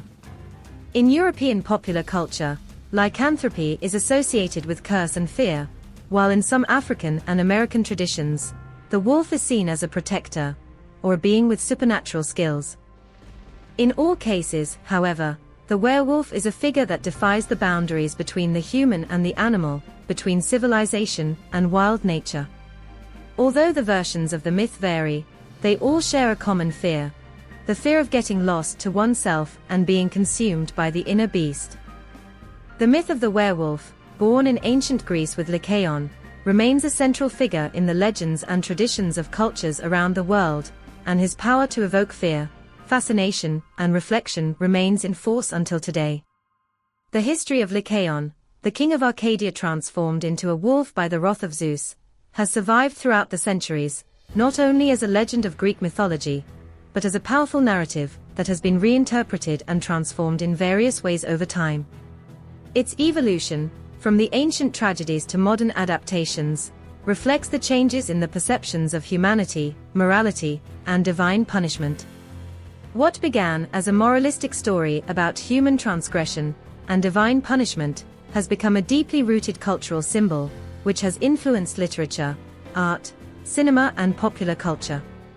In ancient Greece, the myth of Lycaon was first and foremost a warning story. In its original form, as presented in the works of the poets and playwrights of the time, the metamorphosis of Lycaon not only served as punishment for its arrogance, but also as a criticism of human morality.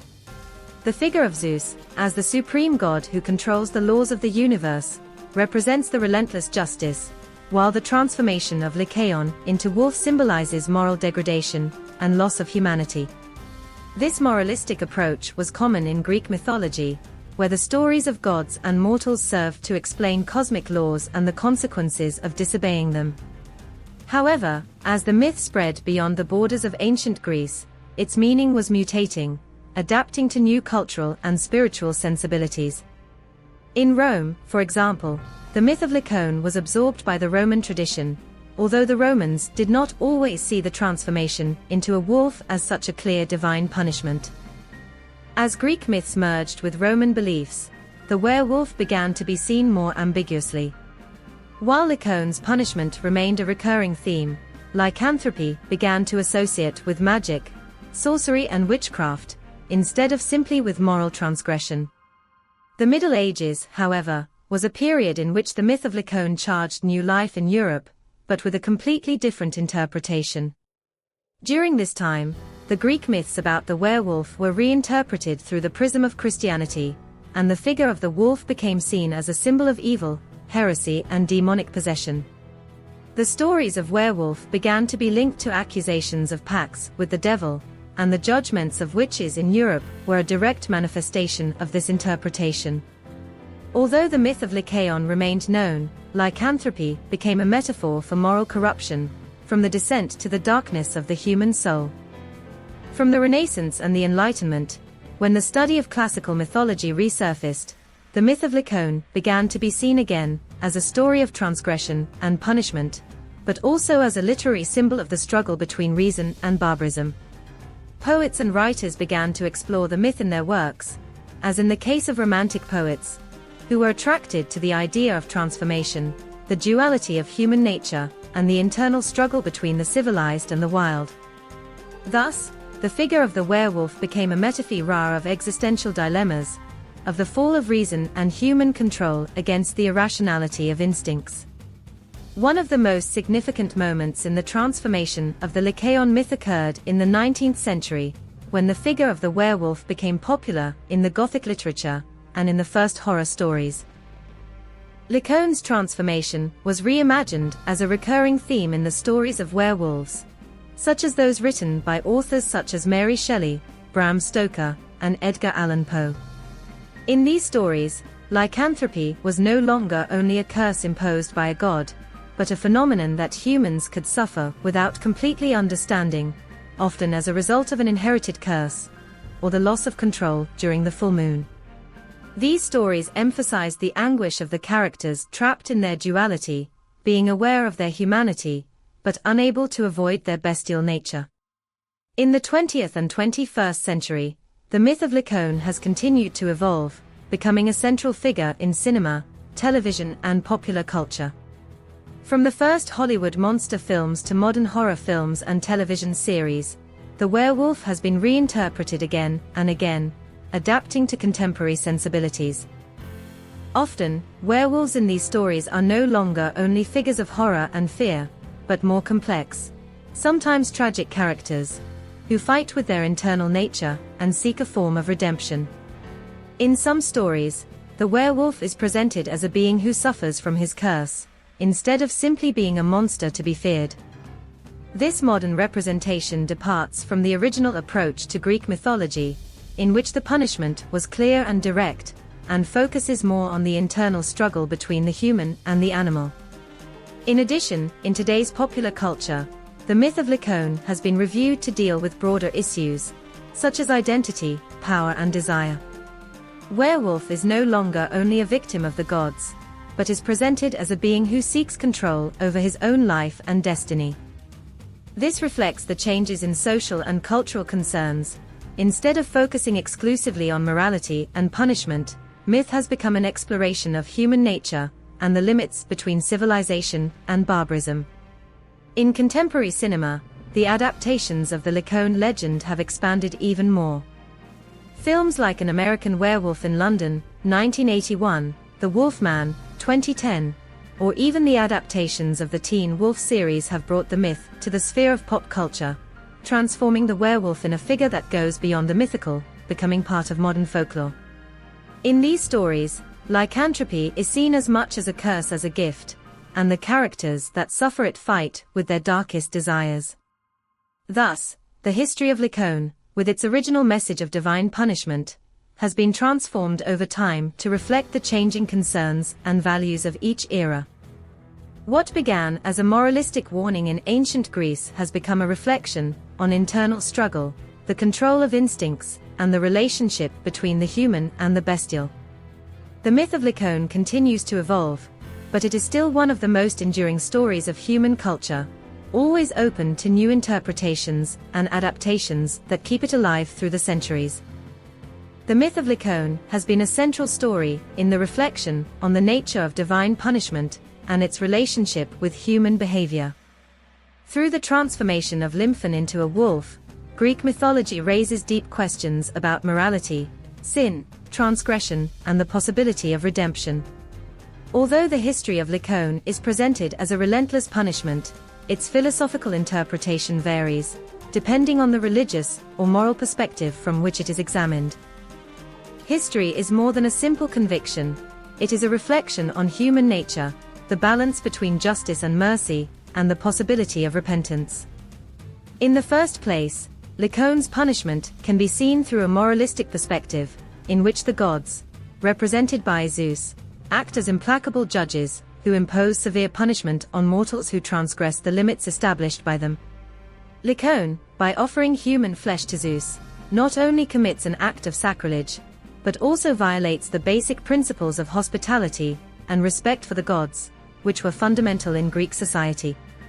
Zeus's reaction, transforming Lycaon into a wolf, is not only an answer to the king's arrogance, but also a representation of the violence of divine punishment before human transgression. In this sense, the myth reflects the vision of ancient Greece that the gods are not simply cosmic forces, but also entities with a rigorous sense of justice that do not tolerate corruption or irreverence.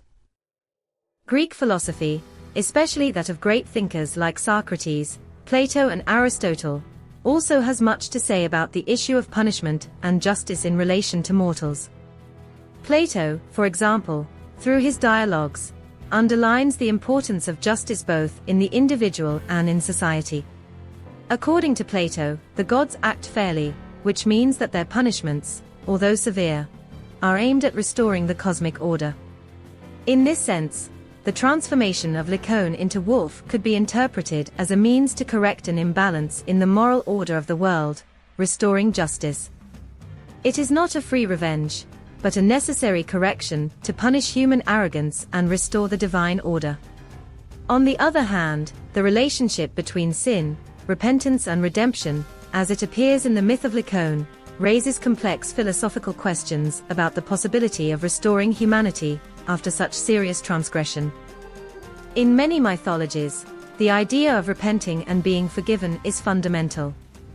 However, in the case of Lycaon, repentance seems to be absent, which highlights the severity of punishment. Lycaon, by offering human flesh to Zeus, shows no regret or remorse. This reinforces the notion that transgression is not only an act of disobedience, but also an act of contempt for the gods and the moral order of the world. The absence of repentance means that there is no opportunity for redemption for him, and punishment is definitive and irreversible. The concept of sin in Greek mythology, unlike other religious traditions, is not always linked to a moral transgression that can be forgiven through repentance. The Greek gods, on many occasions, are not interested in the repentance of mortals, but rather in maintaining the balance of the cosmic order. Divine justice, as in the case of Lycaon, does not seek redemption, but the restoration of order. This can be a relentless vision, but it is consistent with the nature of the Greek gods, who are not omnipotents, but simply powerful and fair in their own way. Lycaon, not regretting, faces the consequences of his sin without hope of forgiveness or redemption. Its transformation into wolf is the manifestation of irrevocable justice, which leaves no room for restoration. However, other philosophical interpretations of Lycaon's punishment suggest that its transformation can also be seen as a form of moral warning addressed to other mortals. Lycaon's punishment is not only for him, but for all those who may think about transgressing the limits imposed by the gods. In this interpretation, the myth underlines the importance of recognizing the authority of the gods and the morality of the cosmic order. Thus, punishment is not only a response to the transgression of Lycaon, but a tool to teach humanity the importance of humility, respect and moderation. If we consider the myth of Lycaon from a more modern perspective, we can find in it a reflection on human nature and morality. In our current society, the concept of sin and punishment has been transformed, especially in contexts in which justice is seen as something that must be accompanied by repentance and the possibility of redemption. In this sense, the figure of Lycaon, caught in its wolf form, could symbolize not only the divine condemnation, but also the internal struggle of the human being with its own impulses and desires. The werewolf, who is aware of his humanity, but is also possessed by his animal nature, represents the tension between the desire for redemption and the punishment for transgression. Although Lycaon does not show regret, the myth raises questions about whether, under certain circumstances, repentance could have led to a form of redemption or forgiveness, something that in the modern world is valued as an essential component of justice. In this context, the transformation of Lycaon into wolf can also be seen as a metaphor for the loss of control, not only in a physical, but also moral sense. Instead of simply being a condemned creature, Lycaon becomes a symbol of those who, by ignoring social rules and norms, lose their humanity and are caught by their own vices. Lycanthropy, then, is not only a punishment imposed from the outside, but also an internal manifestation of the struggle between good and evil, between the civilized and the wild. The myth of Lycaon, in its complexity, remains a powerful reflection on human nature, morality, transgression, and the possibility of redemption. Through its transformation in wolf, Lycaon reminds us that actions have consequences, but also invites us to reflect on the role of justice, repentance and forgiveness in relations between humans and gods. Despite the severity of his punishment, the myth does not stop raising a deep question about the human ability to change, regret, and finally, redeem himself. Greek mythology, rich in stories of gods and mortals, offers us a deep reflection of the ethical and moral concerns of humanity. Among these narratives, Lycaon's myth stands out as a powerful story about transgression, punishment, and complex moral lessons that underlie the relationship between the human and the divine. Beyond the fascinating metamorphosis of Lycaon in a wolf, history addresses fundamental issues about the limits of human arrogance, divine justice, and the importance of respecting ethical and social norms. The myth of Lycaon is built on a serious transgression, the attempt to challenge Zeus's omniscience and make fun of him through an act of disguised cannibalism. This act, beyond its rawness, symbolizes a break with the moral norms that governed both men and gods in ancient times. The offer of human flesh is not only a gesture of irreverence towards divinity, but also an act of deep contempt for life and humanity itself. Here lies one of the first ethical lessons of myth: the importance of respecting the fundamental laws of coexistence and the norms that maintain order in the world. In ancient Greece, hospitality, known as xenia, was one of the most sacred values. Breaking this principle, as Lycaon did, represented an offense to both the gods and mortals. Zeus, in his role as a protector of hospitality and justice, not only punishes Lycaon for his lack of respect for him, but also for the violation of this fundamental norm. The myth suggests that morality is not simply a set of human rules, but a cosmic principle backed by the gods. Disobeying these norms implies not only a personal fault, but also a threat to universal balance. The transformation of Lycaon into a wolf is, in this sense, more than a physical punishment. It is a symbolic manifestation of its moral degradation. By becoming a beast, he loses his humanity and is reduced to a purely instinctive state, in which he has no reason or ethics. This raises a broader reflection on the nature of divine punishment in Greek myths. It is not just about inflicting suffering, but making the transgressor in front of the consequences of its actions in a way that reflects the seriousness of its lack. In the case of Lycaon, punishment is not simply the loss of its human form, but the imposition of an existence marked by the animality and the disconnection of the values that defined it as human. From an ethical perspective, the myth also highlights the importance of moderation and respect for limits. In Greek culture, hybrid arrogance or excessive confidence was seen as one of the worst transgressions that a mortal could commit.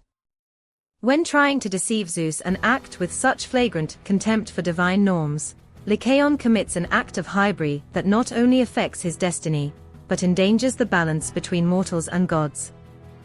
The message here is clear: arrogance and contempt for universal laws inevitably lead to ruin. This principle, repeated in innumerable Greek myths, underlines the need to recognize their own limits and act with humility against the forces that transcend human control.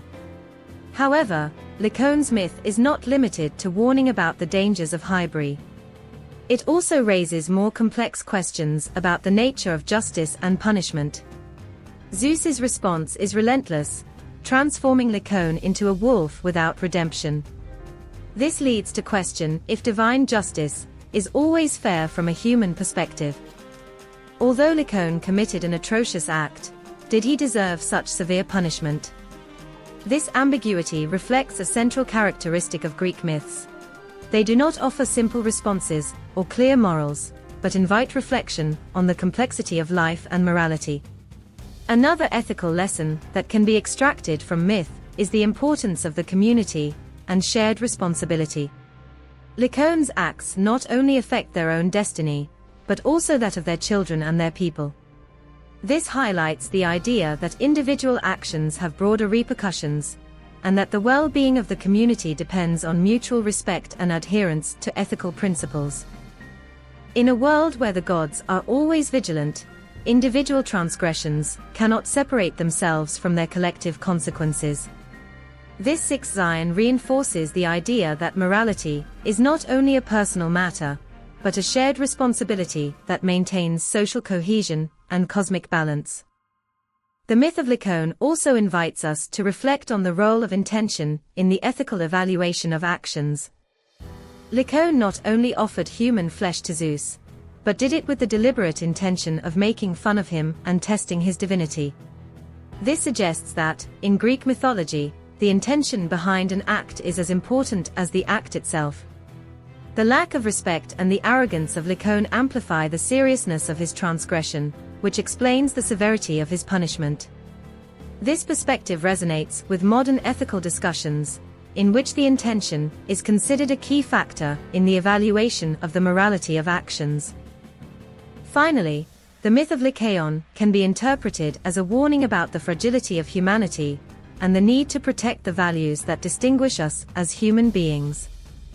The transformation into a wolf is not only a punishment, but a loss of what defines Lycaon as a human, its ability to reason, act ethically, and to be part of a community. By violating the fundamental norms of morality, Lycaon not only faces the wrath of Zeus, but also loses its own humanity. This message, although deeply tragic, highlights the importance of preserving the ethical values that unite us and define us as human beings. In the heart of the myth of Lycaon, there is a powerful reflection on morality, punishment, and human nature. Although history may seem relentless in its treatment of divine punishment, it also invites us to consider the complex relations between the gods, mortals, and laws that govern the universe. More than a simple warning, myth challenges us to reflect on our own ability to act ethics, recognize our limits, and preserve the values that allow us to live in harmony with ourselves, with others, and with the world around us. In ancient Greece, oracles and prophecies played a fundamental role in the life of mortals and gods, acting as a bridge between the human and the divine. These figures of wisdom, often associated with sacred temples such as Delphi, were considered the voices of the gods, and their influence transcended all aspects of existence, from political decisions to the interpretations of myths. The history of Lycaon and its transformation into wolf is not exempt from this connection, since the symbolism of lycanthropy and its relationship with divine punishment acquires a deeper nuance when analyzing through the prism of divination. In the case of Lycaon, his direct challenge to Zeus could be seen as a transgression against the divine order that the oracles were destined to preserve. The Greeks trusted the oracles to know the will of the gods and avoid the mistakes that their anger could attract. If an oracle had warned Lycaon about the consequences of his arrogance, would he have changed his destiny? The absence of such a warning, or the disdain of Lycaon towards possible prophecies, emphasizes its total rejection of the divine authority, reinforcing the seriousness of its sin. This disconnection with the practices of divine consultation not only alienates it from Zeus, but also of the customs that supported the balance between mortals and the sacred. The divination in ancient Greece not only predicted the future, but also offered interpretations of the present and past. The oracles could have pointed out lycanthropy as an exemplary punishment to warn other kings and mortals about the dangers of irreverence and contempt for divine norms. In this context, the myth of Lycaon could have been used as a moral tool in oracular speeches, with its story narrated as an example of what happens when divine laws are challenged. This use of prophecy to reinforce ethical norms demonstrates how the oracles not only interpreted the will of the gods, but also acted as custodians of the moral order. On the other hand, the oracles also had the power to mold the perceptions of mythological creatures, such as wolves. In ancient times, lycanthropy could be seen as more than a punishment. It could be interpreted as an intermediate state, a form of purge or spiritual transition. An oracle could have offered a deeper explanation of the nature of Lycaon's punishment, interpreting it as an opportunity to reflect on its actions from an animal perspective, stripped of human rationality. In this way, wolves would have acquired a more complex meaning, seen not only as condemned beasts, but as symbols of failed redemption or immutable transgression. Lycanthropy also it could have been associated with prophecies related to natural cycles, such as the moon, which was often linked to the wild and the irrational. An oracle could have pointed out that wolf men represent a reminder of the fine line that separates humanity from bestiality, a lesson not only for Lycaon, but for all humanity. This symbolism resonates with the prophetic warnings that often accompanied the important decisions in ancient Greece, where the gods used signals and visions to warn mortals about the dangers of ignoring their place in the cosmic order. The influence of the oracles could also have shaped the popular perception of lycanthropy in the collective imaginary. If an oracle declared that wolves were a manifestation of divine punishment, this interpretation would have deeply rooted in the Greek mentality. The communities would have seen these creatures not only as threats, but as living reminders of the limits imposed by the gods. In this sense, the oracles not only interpreted the myths, but also perpetuated them, making sure that the ethical lessons behind them would not be forgotten. However, not all prophecies were clear or easy to interpret. A common characteristic of the Greek oracles was their ambiguity, which often left room for multiple interpretations. If an oracle had warned Lycaon about his destiny, it is possible that his message would not have been clear enough to avoid his transgression. This aspect highlights the tension between free will and fate in Greek mythology. Even with a divine warning, mortals, blinded by their hybris or inability to fully understand the prophecies, they remained responsible for their choices. In addition, the oracles also had a political role, and it is interesting to consider how the history of Lycaon could have been used by priests and leaders to maintain social control. The narrative of a king punished for challenging the gods would have been a powerful reminder of the consequences of ignoring divine laws and ethical principles. In this context, the oracles not only acted as intermediaries between the gods and men, but also as instruments to reinforce the social and political order. The link between divination and lycanthropy could have gone beyond Lycaon, influencing how wolves were understood in general. The oracles, with their ability to interpret divine desires, would have offered a framework to understand these transformations as part of a broader divine plan. Wolf-men could have been perceived as punishments, warnings, or even evidence sent by the gods to measure the morality and courage of mortals. This approach integrated lycanthropy into the broadest tissue of Greek mythology, where each phenomenon, strangely that it seems, had a place and a purpose in the cosmos. The relationship between the oracles and the history of Lycaon highlights the importance of divination in ancient Greece, not only as a tool to predict the future, but as a means to interpret and make sense of the stories and symbols that defined existence. The oracles offered a unique perspective on lycanthropy, raising the history of Lymps from a simple story of punishment to an ethical and philosophical lesson with multiple layers of meaning.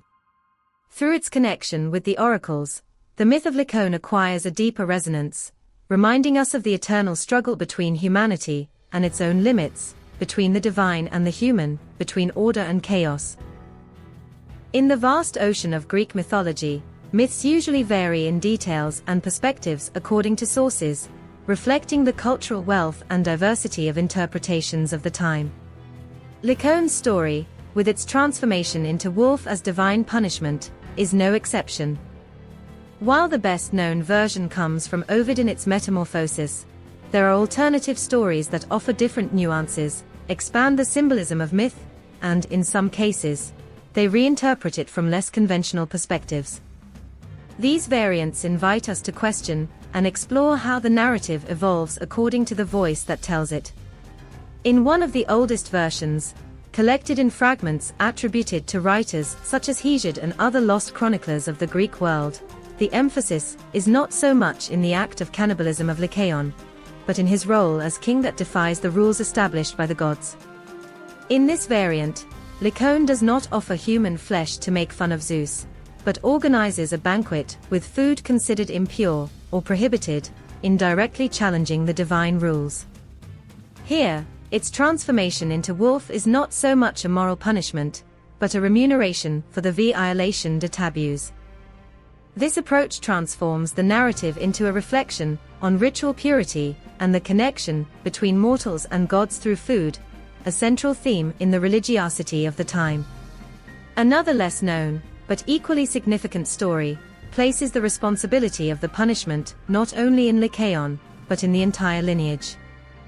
In this version, their children have a more active role in the offense to Zeus, participating directly in the Sacriedo banquet. According to this narrative, Zeus not only transforms Lycaon, but condemns all his offspring to share his destiny, although with slight variations. Some children become permanent wolves, while others alternate between human and animals depending on the phases of the moon, a possible inspiration for subsequent legends about Lycans that evolved in other cultures.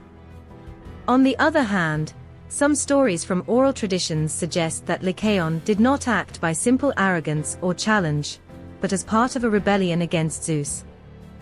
According to these stories, Lycaon was deeply resentful with the supreme god due to prior punishment that had fallen over his land.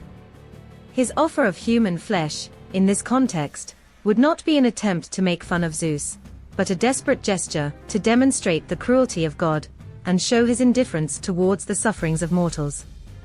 This narrative presents Lycaon not as a perverse tyrant, but as a tragic and challenging leader, caught in an impossible conflict with a relentless divinity. An even more unusual variant appears in late texts that tried to harmonize Greek traditions with local beliefs from other regions. In these versions, Lycaon is not punished as a unique individual, but its transformation into wolf is part of a purification ritual. According to this interpretation, the inhabitants of Arcadia, a people deeply connected with the nature and myths of savagery, considered that lycanthropy had a sacred component. In this reading, the transformation of Lycaon is seen not as a punishment, but as a transitory state that had to fulfill to restore balance in their land and appease the gods. Although Zeus continues to play a central role, the tone of the narrative changes radically, giving a more positive and reconciling nuance to history. The contrasts between the different versions of the myth are not limited to the content of the narrative, but also extend to symbolic interpretations. In some traditions, the transformation of Lycaon into wolf is seen as an exemplary and definitive punishment, while in others it is understood as a way of revealing the dual nature of man, caught between animal instinct and divine rationality. These contrasting interpretations enrich the myth and make it more relevant to different cultural audiences and contexts. In late texts of the Greco-Roman tradition, such as the writings of Pausanias, a version of the myth is mentioned in which Lycaon lycanthropy is associated with specific sacrifice rituals in Arcadia. According to this narrative, the inhabitants of the region practiced ceremonies in which a member of the community was symbolically transformed into wolf for a while, with the belief that the transformation was reversible if the individual refrained from consuming human flesh. This variant, loaded with symbolism, could have served as an attempt to link the mythical history of Lycaon with real religious practices, reinforcing the idea that myths were an extension of social and spiritual customs. Finally, some subsequent philosophical interpretations, influenced by the Stoic and Neoplatonic philosophy, reinterpreted the history of Lycaon from a more allegorical perspective. Instead of focusing on the literalness of punishment, these readings see the transformation of Lycaon into a wolf as a representation of the descent of the human soul towards a state of savagery and disconnection of virtue. From this perspective, myth becomes a universal warning about the need to control the most basic impulses and live in harmony with divine and natural laws. Each of these alternative versions of the Lycaon myth reflects not only the diversity of Greek mythology, but also its ability to adapt to the concerns, values and contexts of those who tell it. These variations do not subtract strength from the central story. On the contrary, they enrich it, offering a multifaceted vision of the relationship between the human, the divine and the animal. Lycaon, through its multiple narratives, continues to be a mirror in which each generation projects its own fears, hopes and questions about the human condition. In the shadows of the mountains of Arcadia, land of dense bosques and vast grasslands, stories are hidden that rarely find space in the main texts of Greek mythology. These stories, transmitted in whispers and songs, often forgotten by the great poets, offer a deeper and more mysterious vision of the figure of Lycaon and his kingdom. While its transformation into wolf is the core of most narratives, Arcadia's lost stories show that her legacy is not limited to a single story, but is intertwined with the landscape, the people and the minor gods who inhabited this enigmatic earth. One of these secondary myths speaks of a creature known as the Lycos Eco, a spectral figure that, according to the former inhabitants, was around forests on moonless nights. This being, which some associated with Lycaon or one of their transformed children, was described as a wolf of huge size, with eyes that shone like embers in the dark. However, unlike ordinary beasts, Lycos Eco did not hunt to feed. His presence was an omen, a reminder of the transgressions committed by Lycaon and his offspring. According to the stories, those who met this creature should answer an enigmatic question, raised in a whisper that resonated in the air.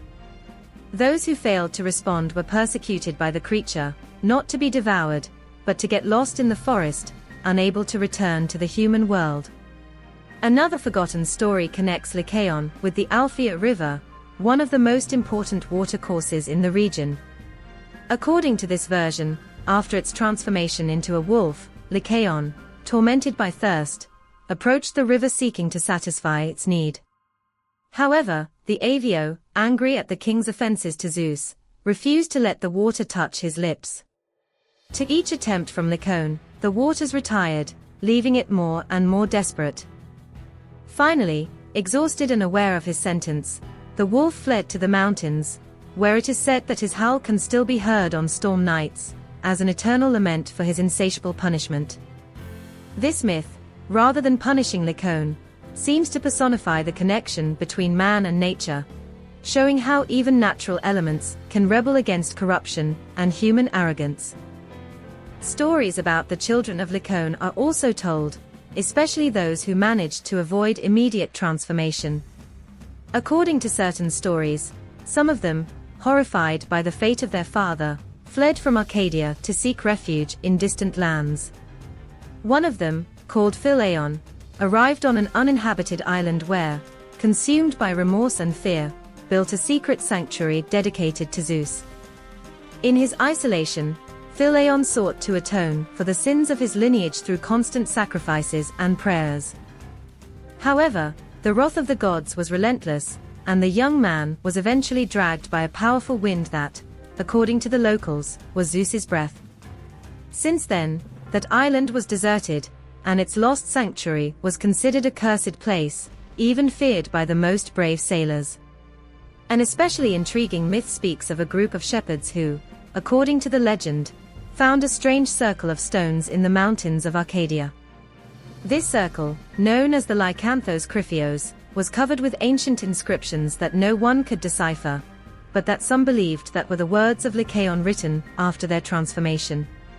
The inscriptions seemed to be a lament, or a warning, and the few who dared to approach claimed to listen to whispers that seemed to come from the earth itself. Over time, this place became a pilgrimage site for those who sought protection against werewolf, or wanted to better understand the mystery of lycanthropia. Another narrative tells about Lycaon's hidden daughter. There is talk of a nymph named Melanthe, who, according to the myths, witnessed the moment that Zeus transformed the king into a wolf. Horrified by the brutality of punishment, Melanthe tried to intervene, begging the god to show mercy. Zeus, angry at her boldness, punished her by condemning her to walk eternally through the forests of Arcadia, unable to rest, always accompanied by the echo of the Lycaon howls. Through this story, Melanthe becomes a compassion and courage figure, remembering that even in the face of divine anger, there were always those who sought reconciliation and justice.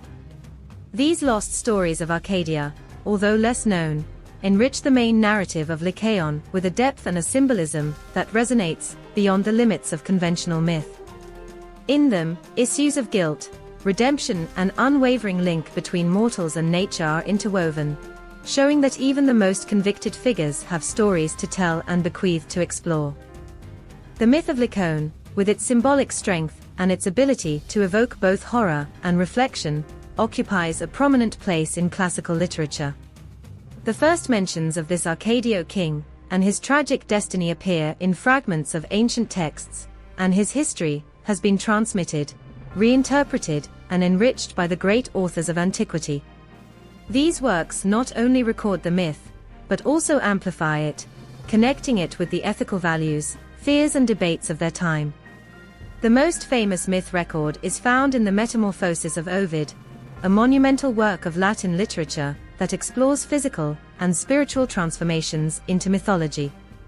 In Book I, Ovid presents Lycaon as a cruel and sacrilegious king who challenges Zeus through an impious mockery act: serve human flesh in a banquet. Zeus's wrath is not waiting, and as punishment, Lycaon is transformed into a wolf, condemned to wander the forests as a beast, deprived of his humanity. Ovid describes metamorphosis with vivid details. The king's hands become claws, his face loses the human form, and his thirst for blood persists, but now as an animal instinct. This passage encapsulates the moralizing tone of the work, underlining divine justice and the inevitable consequence of human arrogance. Although Ovid's Metamorphoses are the best-known source, the myth of Lycaon has previous roots in the Greek tradition. Hesiod, in his work Catalogue of Women, now fragmented, briefly mentions the descendants of Lycaon, suggesting that the figure of King Arcadio and his lineage were already part of the Greek mythological imaginary since early times. Although Hesiod does not detail the transformation into a wolf, its mention of the lymph lineage suggests a connection between the history of the king and the myths of founding certain regions of Greece, especially Arcadia, known for its wild environment and its close relationship with the gods of nature. Pausanias, the Greek geographer and historian, offers a more earthly interpretation of the myth in his work Description of Greece. In the book dedicated to Arcadia, Mount Lycaeum mentions a sacred place associated with Zeus and with the lycanthropy rituals. According to Pausanias, ceremonies were carried out in this mountain, in which a man could temporarily transform into wolf, an echo of the history of Lycaon that seems to link the myth with real religious practices. Pausanias avoids the moralizing tone of Ovid, and on the other hand, focuses on his story on geography and cultural traditions, suggesting that the myth of Lycaon could have arisen to explain or justify these practices. For its part, Apollodoro, in its mythological library, presents a more synthesized version of the myth. According to this text, Lycaon offered a human sacrifice to Zeus, who, outraged, destroyed his house and transformed him into a wolf. The Apollodoro library, with its encyclopedic style, lacks the emotional and descriptive wealth of Ovid, but provides an invaluable record that places the myth within the broader corpus of Greek mythology. Apollodoro also mentions the numerous children of Lycaon, who shared their destiny, expanding the tragedy of the myth from the individual to their offspring, and reinforcing the idea that impiety affects not only transgressive, but its entire lineage.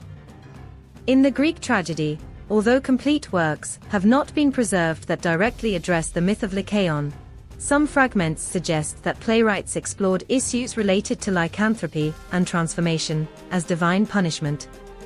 Euripides, for example, in works such as Bacchantes, shows an interest in the relationship between the human and the animal, an issue that resonates with the history of Lycaon. Although Lycaon does not appear in these tragedies, the atmosphere of savagery, the intervention of the gods and the loss of human reason in the midst of divine fury evoke the same ethical dilemmas that its myth poses. In posterior Latin literature, Car Residential, as Hyginus, also recorded the history of Lycaon, although with less details than Ovid. The Hyginus version, in its fables, focuses on the sacrilegious act of Lycaon and its transformation, but omits the descriptive and philosophical nuances. However, his story shows that the myth remained relevant in the Roman period, maintaining its place as a warning against impiety and pride. The impact of the myth of Lycaon on classical literature is not limited to its literal record. Its influence extends to themes and characters that explore the duality between the human and the bestial, divine justice, and the consequences of challenging the gods. In this sense, Lycaon is not only a mythological character, but a symbol that resonates in other narratives, from the ethical dilemmas of the tragic heroes to the exemplary punishments imposed by the gods. Thus, the myth of Lycaon, as recorded by classical literature, becomes a prism through which the complex relationships between mortals and gods can be examined. Whether in Apollodoro's concise prose, detailed poetry of Ovid, or the geographical allusions of Pausanias, the history of Lycaon persists as an eternal warning about the limits of humanity against divine power, and as a window towards moral concerns and religious of ancient civilizations. The myth of Lycaon, with its powerful symbolism and its fascinating narrative transformation, has exerted a remarkable influence on modern literature, especially in the stories of Werewolf. Although the classic Lycaon myth is deeply rooted in the ancient Greek tradition, its issues of duality, punishment, and metamorphosis have been reinterpreted and reimagined in the context of contemporary literature. In these modern works, Lycaon ceases to be simply a character of Greek mythology to become an archetypal figure that inspires new explorations of the human and the bestial. In the 19th century, the rise of Romanticism and interest in the Gothic gave rise to a rebirth of lycanthropy stories. Authors such as Clemens Hausmann, with his short story The Werewolf, 1896, and Sabine Baring-Gould, author of the Book of Werewolves, 1865, do not directly mention Lycaon, but explore the transformation of men into beasts and dilemmas morals associated with this condition. These narratives evoke the essence of the myth of Lycaon by focusing on the internal struggle between humanity and animal impulses, a conflict that is in the nucleus of the history of King Arcadio. In the 20th century, the myth of Lycaon began to influence more directly on the modern narratives of Werewolf. In particular, the idea that lycanthropy is a punishment for immoral or sacrilegious acts resonates in many contemporary stories. For example, in the novel The Werewolf of Paris, 1933, by Guy Endore, considered one of the most influential works on werewolves, the protagonist suffers a curse that makes it a wild creature. Although the work does not explicitly mention Lycaon, parallels are clear. A man condemned to transformation by forces beyond his control, caught between two worlds and suffering the consequences of a perceived action as impure. The cinema and horror literature have also resumed elements of the Lycaon myth to build their own versions of lycanthropy. The classic film The Wolf Man, 1941, although it is based more on European legends than on Greek mythology, shares the idea that the transformation into the werewolf is associated with the curse and morality. In many of these narratives, the essence of the original myth is reflected. Lycanthropy is not only a physical condition, but a metaphor of the internal struggle between good and evil, between the human and the wild. In modern fantastic literature, authors such as Anne Rice and J.K. Rowling have resumed the concept of the werewolf as a marginalized and feared being, but also as a figure of moral complexity. In the Harry Potter saga, the character of Remus Lupin, a werewolf, embodies the struggle to maintain his humanity despite his bestial nature. Although these works do not make explicit reference to Lycaon, their history as the first werewolf resonates in the construction of these characters, who must face the consequences of a transformation that separates them from society. More recently, Lycaon's myth has been directly re-examined in novels and stories that seek to connect modern lycanthropy with its mythological roots. Contemporary writers, such as Rick Riordan in his saga The Heroes of Olympus, mention Lycaon as the parent of werewolf, integrating him into a world where Greek myths come alive in a modern context. These narratives reaffirm the place of Lycaon as a key figure in the history of werewolf, at the same time that they explore new angles and nuances. In urban horror and fantasy novels, lycanthropy often occurs as an inherited curse, or a divine punishment, a clear reminiscence of the original myth. Books like Sharp Teeth of Toby Barlow and The Last Werewolf, by Glenn Duncan resume elements of the Lycaon myth by exploring the existential implications of the transformation into wolf. In these works, the werewolf not only fight against their enemies, but also against their own nature, a direct echo of the condemnation of Lycaon and its metamorphosis in a wild creature. In addition, modern literature has used the myth of Lycaon to reflect on broader social and philosophical issues. In an increasingly disconnected world of nature, the concept of man-Betty duality, central in the myth of Lycaon, becomes a powerful metaphor for contemporary dilemmas. What does it mean to be human? What separates us from animals? These questions, which underlie Lycaon's history, continue to resonate in the modern narratives of werewolves, providing a bridge between ancient mythology and contemporary concerns. The influence of the myth of Lycaon in modern literature, therefore, is deep and multifaceted. From the Gothic novels of the 19th century to the stories of urban fantasy of the 21st century, the figure of the first werewolf continues to inspire the authors to explore transformation, morality, and human nature. Although the interpretations vary, Lycaon's legacy persists, demonstrating that its history has an eternal relevance that transcends time and cultural context. The myth of Lycaon, like many narratives of Greek mythology, transcends its function as a fantastic story to become a powerful allegory of politics and corruption. The story of King Arcadio that challenges Zeus with sacrilegious acts and contempt for divine laws lends itself to a reading that denounces the abuse of power, tyranny and moral disconnection of the rulers with their peoples. Through this myth, the ancient Greeks offer us a disturbing reflection on the dangers of excessive ambition and contempt for justice. Lycaon, in his role as a monarch, represents the archetype of the corrupt ruler.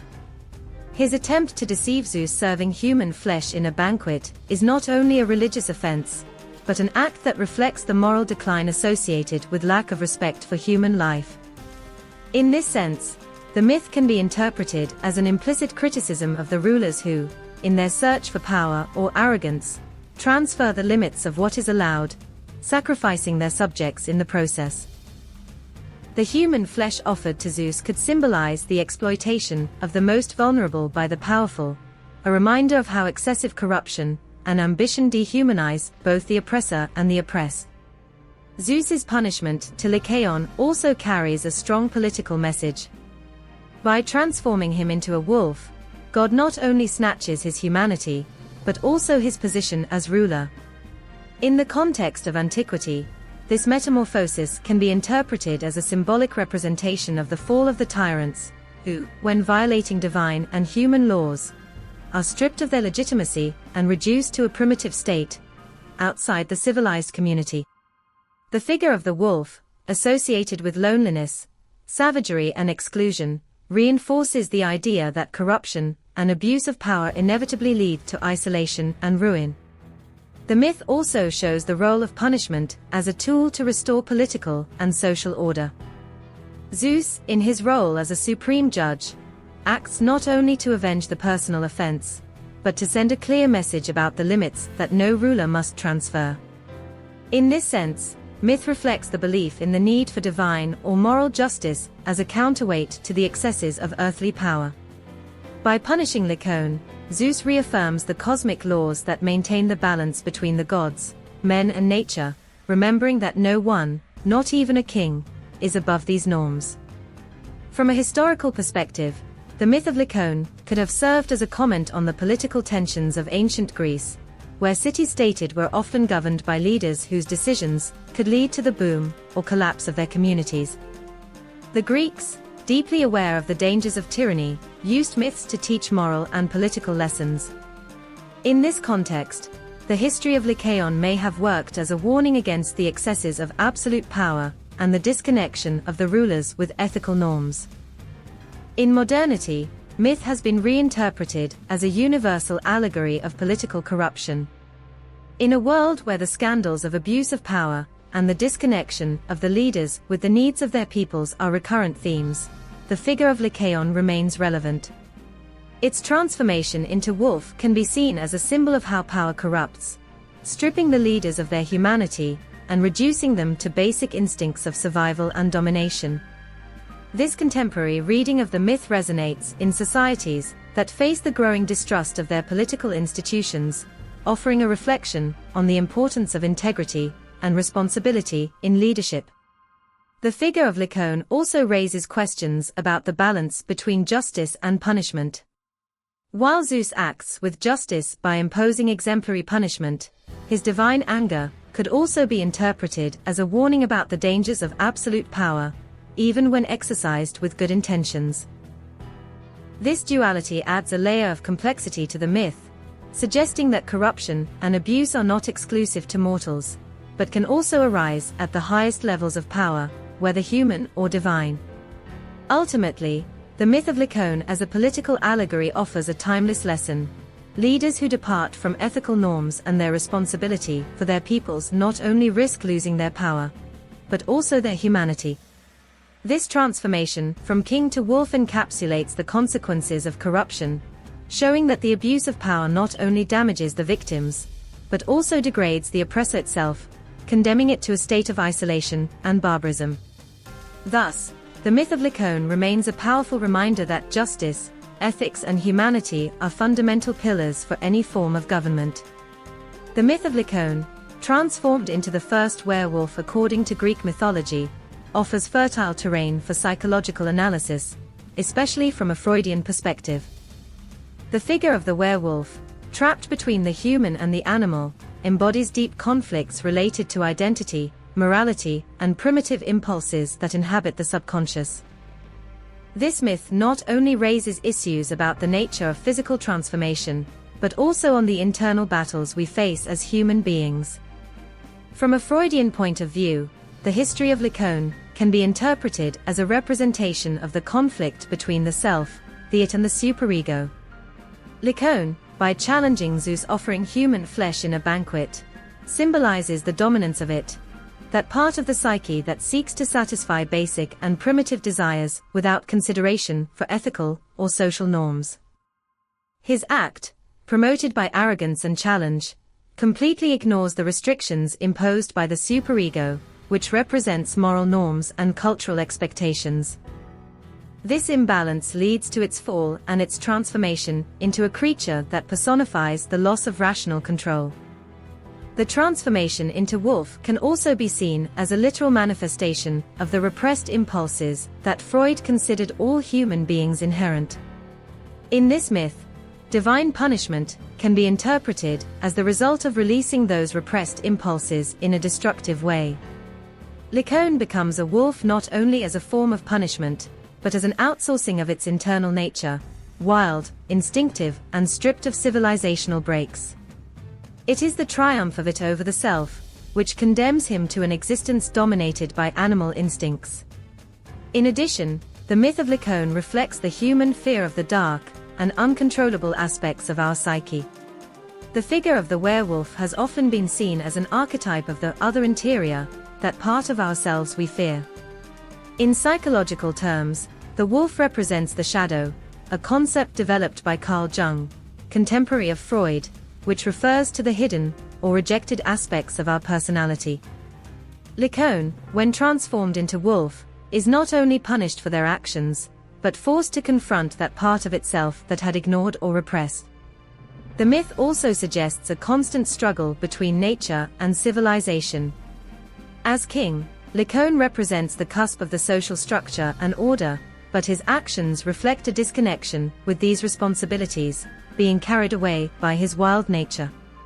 Its transformation into wolf symbolizes a return to the primary, to a state in which the rules and norms of civilization are irrelevant. From a psychological perspective, this duality between the civilized and the wild is a metaphor for the tension that exists in each individual between basic desires and cultural expectations. The wolf symbolism in this myth also offers clues about the psychology of fear. In many cultures, the wolf is associated with the night, loneliness and danger, but also with freedom and connection with nature. For Lycaon, becoming a wolf is a punishment that excludes him from the human community and condemns him to wander in the dark, a reflection of how moral transgression can lead to alienation and loss of humanity. However, from a broader perspective, the wolf can also be interpreted as an opportunity to rediscover forgotten aspects of oneself, although in a painful and traumatic way. The myth also invites you to reflect on the nature of punishment and guilt. The transformation of Lycaon is not only a consequence of their actions, but also a physical manifestation of its guilt. From a Freudian perspective, divine punishment can be interpreted as a projection of its own feeling of repressed guilt, which finds a tangible expression in its transformation. In this sense, the myth addresses a fundamental issue. Are we punished by external forces, or true punishment comes from our inability to reconcile with our own actions? On the other hand, the myth of Lymps can be analyzed as a representation of the struggle to maintain control against uncontrollable forces. In Greek mythology, the gods often symbolize aspects of the human psyche and their internal conflicts. Zeus, as a supreme judge, can be interpreted as a representation of the superego, which punishes Lycaon for his transgressions and restores balance.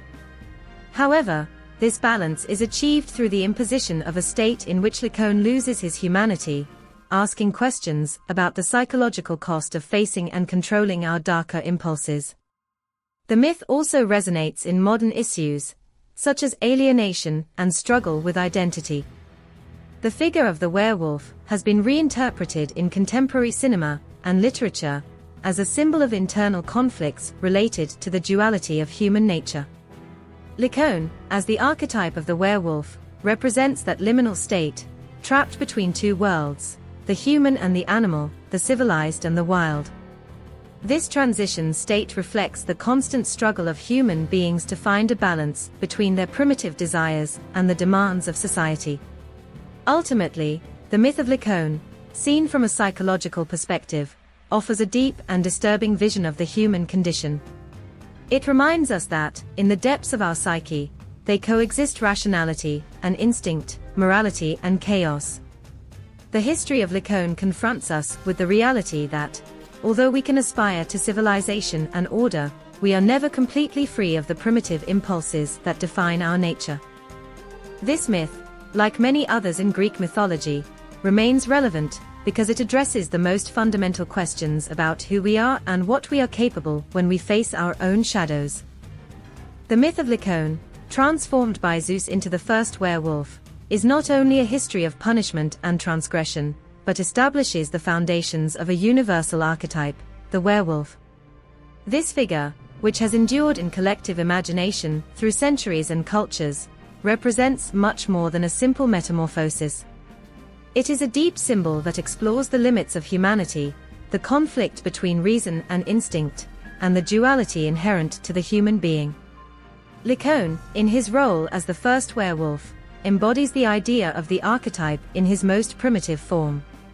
Its transformation is both a divine punishment and an outsourcing of its inner nature. When he became wolf, he is deprived of his humanity and is condemned to live as a wild creature, governed by his most basic instincts. This destiny reflects a disturbing truth: within each human being, even in the most powerful, there is a constant struggle between civilization and barbarism, between reason and animal impulses.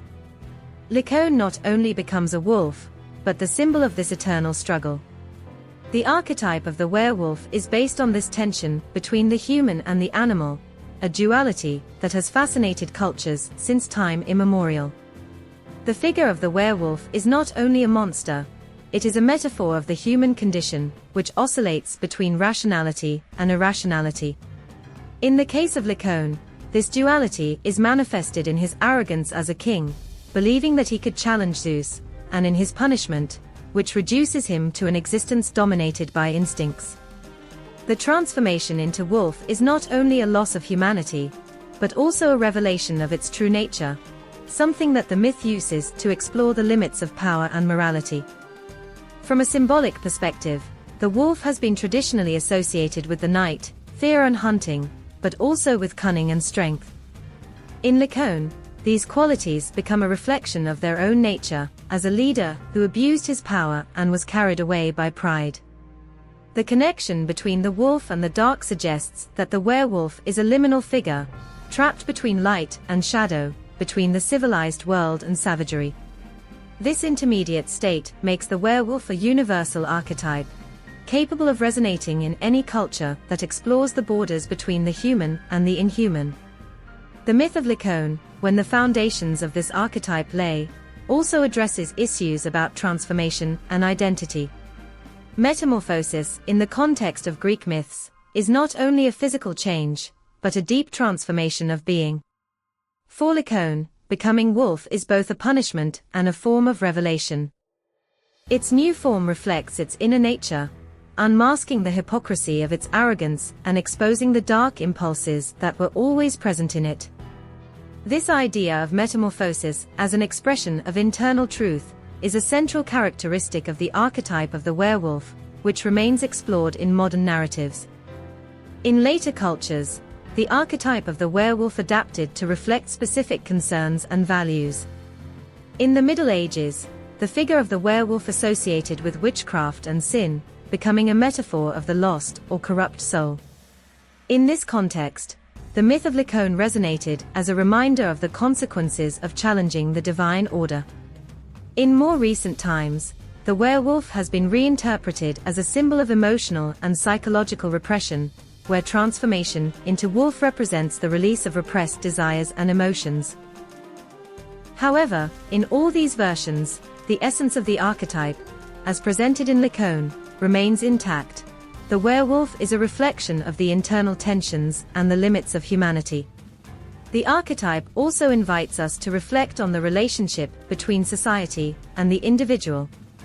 Lycaon, being expelled from the human community and condemned to live as a wolf, represents the alienation that accompanies those who transgress social or moral norms. In this sense, the myth explores how society defines humanity through its laws and rules, and how those that violate them are stripped of their human status. This social dimension of the archetype of the werewolf underlines its universality, since it addresses issues that transcend cultures and times: exclusion, marginality, and the struggle to belong.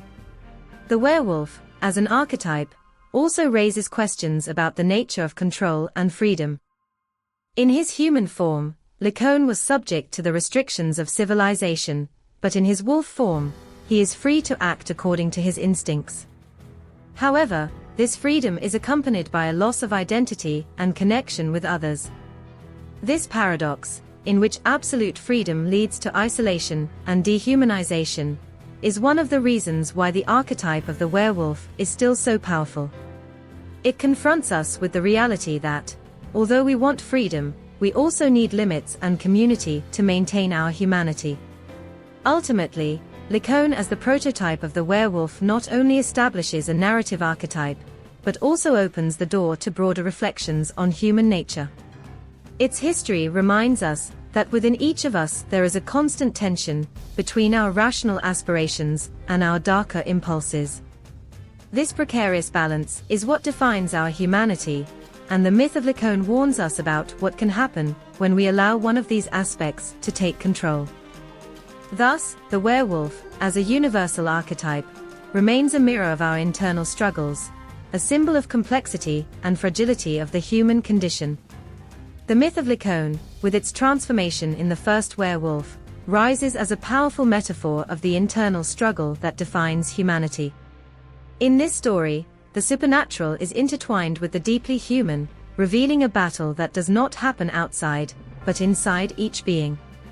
The figure of Lycaon is a mirror that reflects our own contradictions, the constant struggle between reason and instinct, morality and desire, light and shadow. It is a myth that, although old, remains as relevant as disturbing. The inner beast, symbolized by the transformation of Lycaon into a wolf, represents those primitive impulses that we all carry inside. In his attempt to challenge Zeus, Lycaon shows arrogance that is not alien to the human being, the belief that we can make fun of divine or natural laws, which we can overcome our own limitations without consequences. But the punishment you receive is not just a lesson of humility, it is a brutal exhibition of what happens when we let our darker instincts dominate our essence. From the philosophical perspective, this myth raises a fundamental issue: what does it mean to be human? Lycaon, as a wolf, loses not only its physical form, but also its connection with rationality and community. His punishment is not simply becoming a beast, but to be reduced to a state in which the impulses govern without break, without the guidance of reason. This invites us to reflect on the nature of our humanity.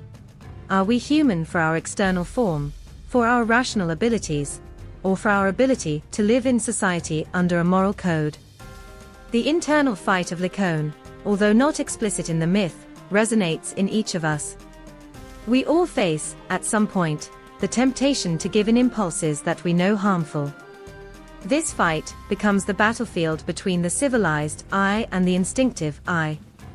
In philosophical terms, we could interpret it as the conflict between Apollo and Dionyso, two opposite concepts in the Greek tradition: Apollo, the god of light, reason and order, in front of Dionyso, the god of chaos, instinct and passion overflowing. Lycaon, succumbing to his impulses and challenging Zeus, abandons the balance between these forces, and is caught in a purely Dionysian state, stripped of his humanity. The myth also touches the question of morality and control. Is something innate, or a social construction? Lycaon, as king, had the responsibility of leading and acting as a virtue model, but his actions show that power without control can free the worst of our nature. The transformation into wolf becomes a reminder that, without limits, without a moral framework, even the most powerful can succumb to barbarism. This lesson transcends antiquity and remains relevant in our modern societies, where individual impulses often collide collective norms. The figure of the werewolf, as a metaphor of the inner beast, also raises a reflection on alienation. When converted into a wolf, Lycaon is expelled from the human community.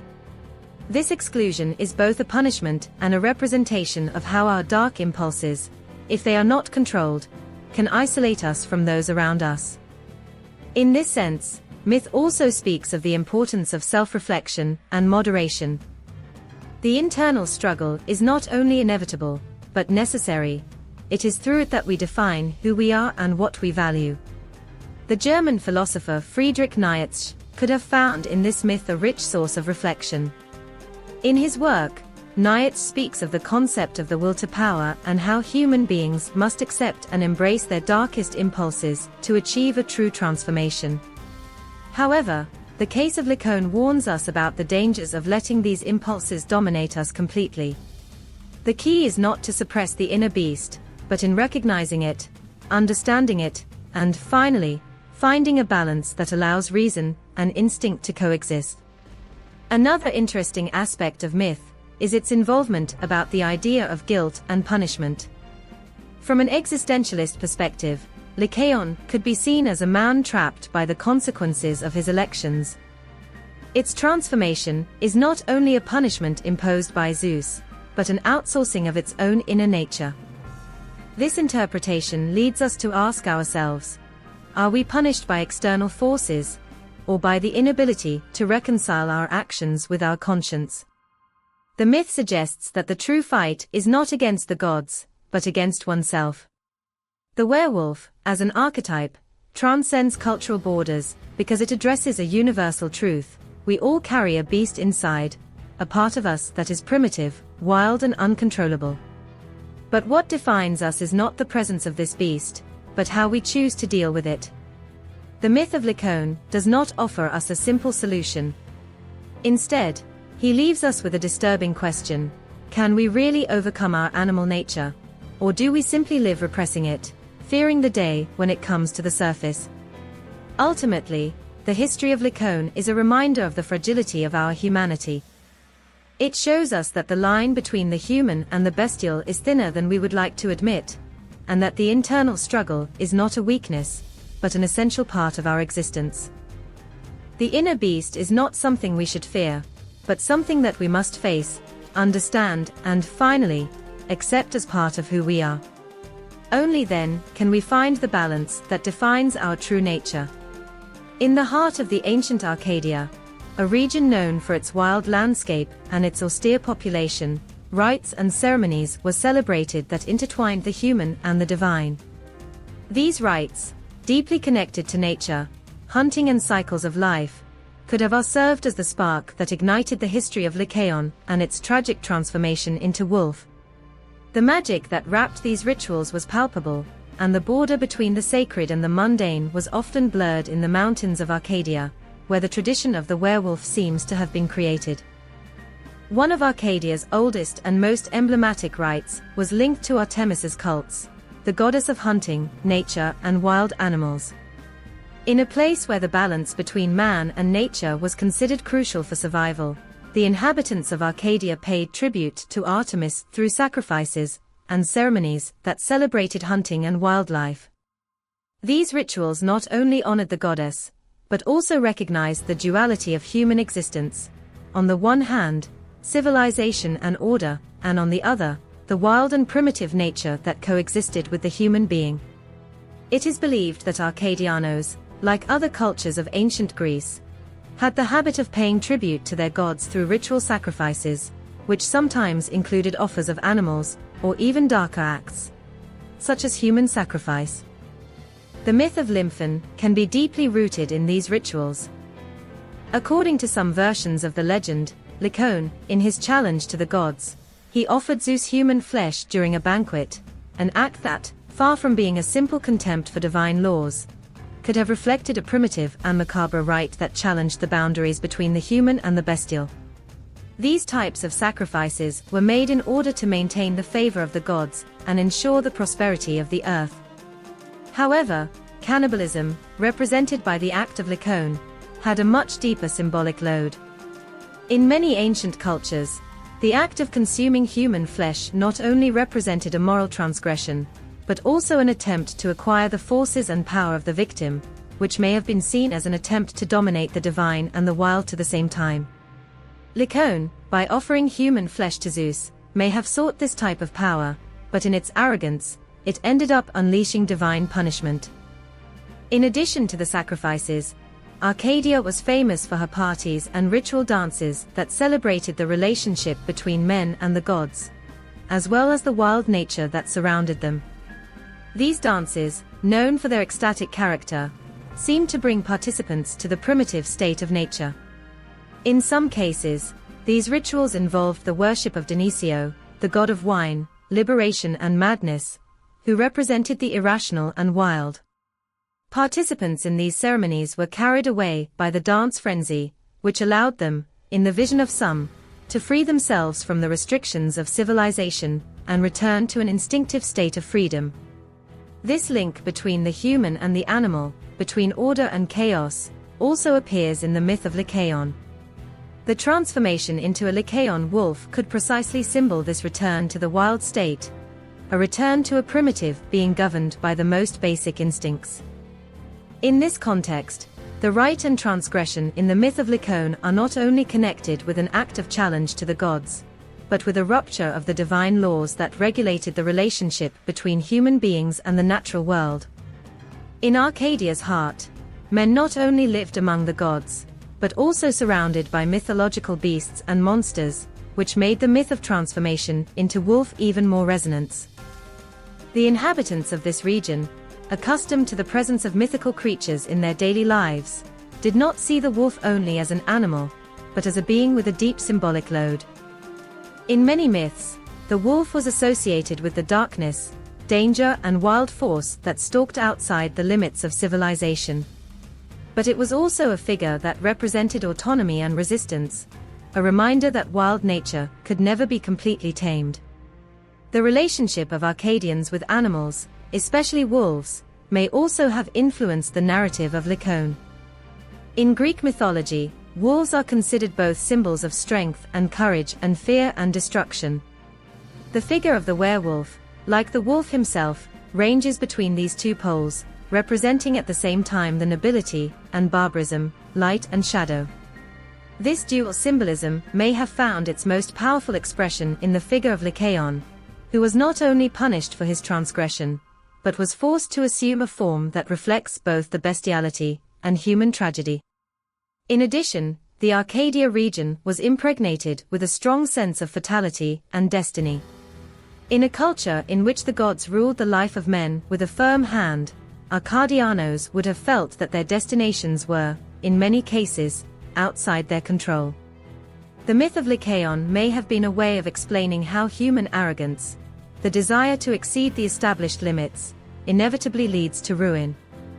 Arcadian rites and traditions, with their focus on wild and divine nature, offered a structure within which human beings could find comfort in the belief that their actions had consequences that went beyond the mundane.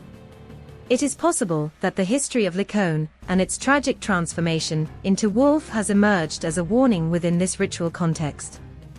The myth not only refers to divine punishment, but also at the price of trying to challenge the natural order, to try to exceed the limits imposed by the gods. Arcadia's rites and ceremonies, with their sacrifices and dances that celebrated both life and death, showed humans their place in the natural world and their dependence on the divine forces. Lycaon, trying to alter that order, not only paid the price for its transgression, but became a living reminder of human fragility to the fury of the gods. In the world of ancient Greece, myths and legends not only come to life through words, but also through art. The history of Lycaon, with its tragic transformation into wolf, found expression in the various forms of visual art that adorn the temples, households and public squares of Greek cities. These artistic representations not only illustrated the myth, but also served as vehicles to transmit the moral and religious lessons that accompanied the stories of the gods and heroes. Through sculptures, paintings and mosaics, the Greek artists captured the figure of Lycaon as a symbol of human transgression, divine fury, and the duality of nature. The Greek sculptures, which were characterized by their anatomical precision and the exaltation of the human figure, were the main means through which myths became formed. Although there is no universal representation of Lycaon, some fragmentary sculptures and reliefs show scenes that suggest their transformation into a wolf or their encounter with Zeus. In some works, the moment of metamorphosis is represented in great detail, capturing the agony of Lycaon while his humanity vanishes, his face contorted by pain and anguish, and his body beginning to adopt the wild and canine form. The agitation of the scene transmits the internal storm of the king of Arcadia, whose destiny is sealed by his challenge to the gods. Zeus's sculptures, the god who imposes punishment, were often in the same tradition, symbolizing the divine power that transcends the laws of mortals. The figure of Zeus, imposing and majestic, served as a counterpoint to the fragility of Lycaon, who, when trying to challenge the divine rules, ends up being reduced to a beast. In some representations, Zeus appears on top, observing the scene with disapproval, while Lycaon, defeated and transformed, lies at his feet, his human form vanished while his body is covered with a fur and his hands become claws. The painting, another crucial medium for the Greeks, also played an important role in the visual representation of myths. The painted ceramic vessels, which were commonly used in daily life, were often decorated with mythological scenes that illustrated the key moments of legends. In some of these vessels, Lycaon is shown at the banquet table, just before making his fatal mistake, while Zeus is in a corner of the scene, with a solemn and reserved expression. The image of Lycaon, surrounded by their children and the sacrificed flesh, highlights its transgression and the horror that is about to unleash. These paintings not only capture the act of transgression, but also emphasize the ritual nature of the scene, the moment when gods and men face irreversibly. In some other representations, artists focus on metamorphosis, showing Lycaon in an intermediate state between man and wolf. This type of representation was particularly common in vase paintings and in the mosaics that adorned the homes of the Greek elite. Here, the details of the transformation became more evident, with the figure of Lycaon represented with both human and animal characteristics. His face maintains the human expression, but his body is covered by the grayish fur of a wolf, while his limbs lengthen and transform into claws. This visual portrait of the transformation reflects the internal anguish of the character, the conflict between humanity and the bestiality, a struggle that overflows towards the physical. The mosaicos, often found in the villages of the Roman nobility, also explored the theme of Lycaon and its transformation. Although Roman mosaics were not so common in ancient Greece, Greek artistic tradition deeply influenced Roman art, and some mosaics that represent Greek myths include Lycaon scenes. In these mosaics, the time of transformation is captured vibrantly, using bright colors to highlight the details of metamorphosis. The figure of Lycaon, almost a complete wolf, is surrounded by shadows and distorted shapes, which gives the feeling that it is caught between two worlds, the human and the wild. The technique of the mosaic, with its thorough disposition of small pieces of glass, provides a visual texture that accentuates the idea that the transition between the human and the bestial is both gradual and painful. Beyond the representation of Lycaon as an individual, there is also an artistic tradition that illustrates its connection with the wild nature and fauna. In many of these works, Lycaon, when transforming into a wolf, is represented as a figure that melts with nature. His wolf body is intertwined with the elements of the earth, such as trees and rocks, creating a visual symbiosis between human being and the beast. This fusion of the human and the animal reinforces the idea that the myth is not only about transgression and punishment, but also about the return to a primitive state, a return to the uncontrollable forces of nature. In addition to these more literal representations, the artists also used the figure of Lycaon to explore philosophical and moral concepts. In some reliefs and paintings, the symbolism of metamorphosis is emphasized as a warning. Lycaon, in its wolf form, is not only a reminder of transgression, but also a representation of the uncontrolled nature of the human being when it is released from the restrictions imposed by the gods and morality. The details of its transformation, such as fierce eyes or attack position, act as a visual representation of overflowing humanity, the fall of the civilized to barbarism. Greek art, with its symbolic depth and its ability to capture the complexity of myths, becomes a powerful tool to transmit the lessons of the gods.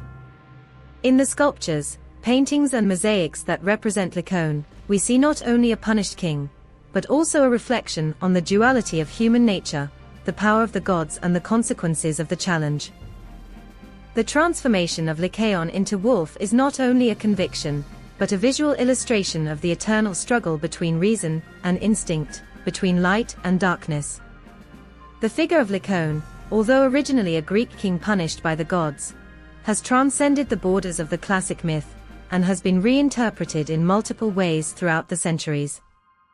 From the moment the history of its transformation into wolf acquired notoriety in ancient Greece, has left an indelible mark on popular culture, evolving to become a reference in cinema, television, and video games.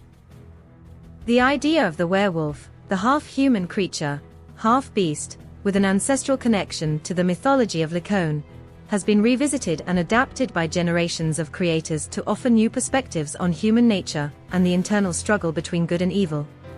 In the cinema, the werewolves have been a recurring figure on the big screen since the first days of horror cinema. In many of these stories, the myth of Lycaon and its transformation into wolf serve as inspiration for the stories of men who become beasts, either by curse, by an act of disobedience, or by a tragic destiny. Iconic films such as The Werewolf, 1941, directed by George Wagner, not only popularized the figure of the werewolf, but also established certain parallels with the myth of Lycaon, a man who, succumbing to his animal instincts, is condemned to live between the duality of its human and bestial nature.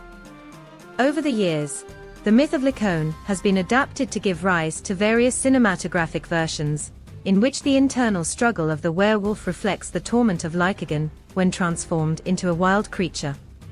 Contemporary cinema has continued to explore these issues, with more recent examples that provide a more psychological and philosophical approach to the myth of the werewolf. In films like Van Helsing, 2004, and Underworld, 2003, Lycans appear as complex figures, trapped between the desire for redemption and the weight of an ancestral curse. Although they are not explicitly mentioned to Lycaon, the figure of the werewolf as a symbol of the fight against destiny and morality continues to resonate.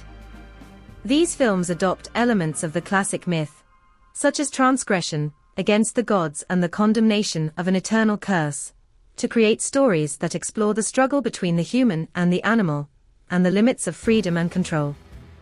Television, meanwhile, has also paid tribute to the figure of Lycaon and its mythological legacy through various series.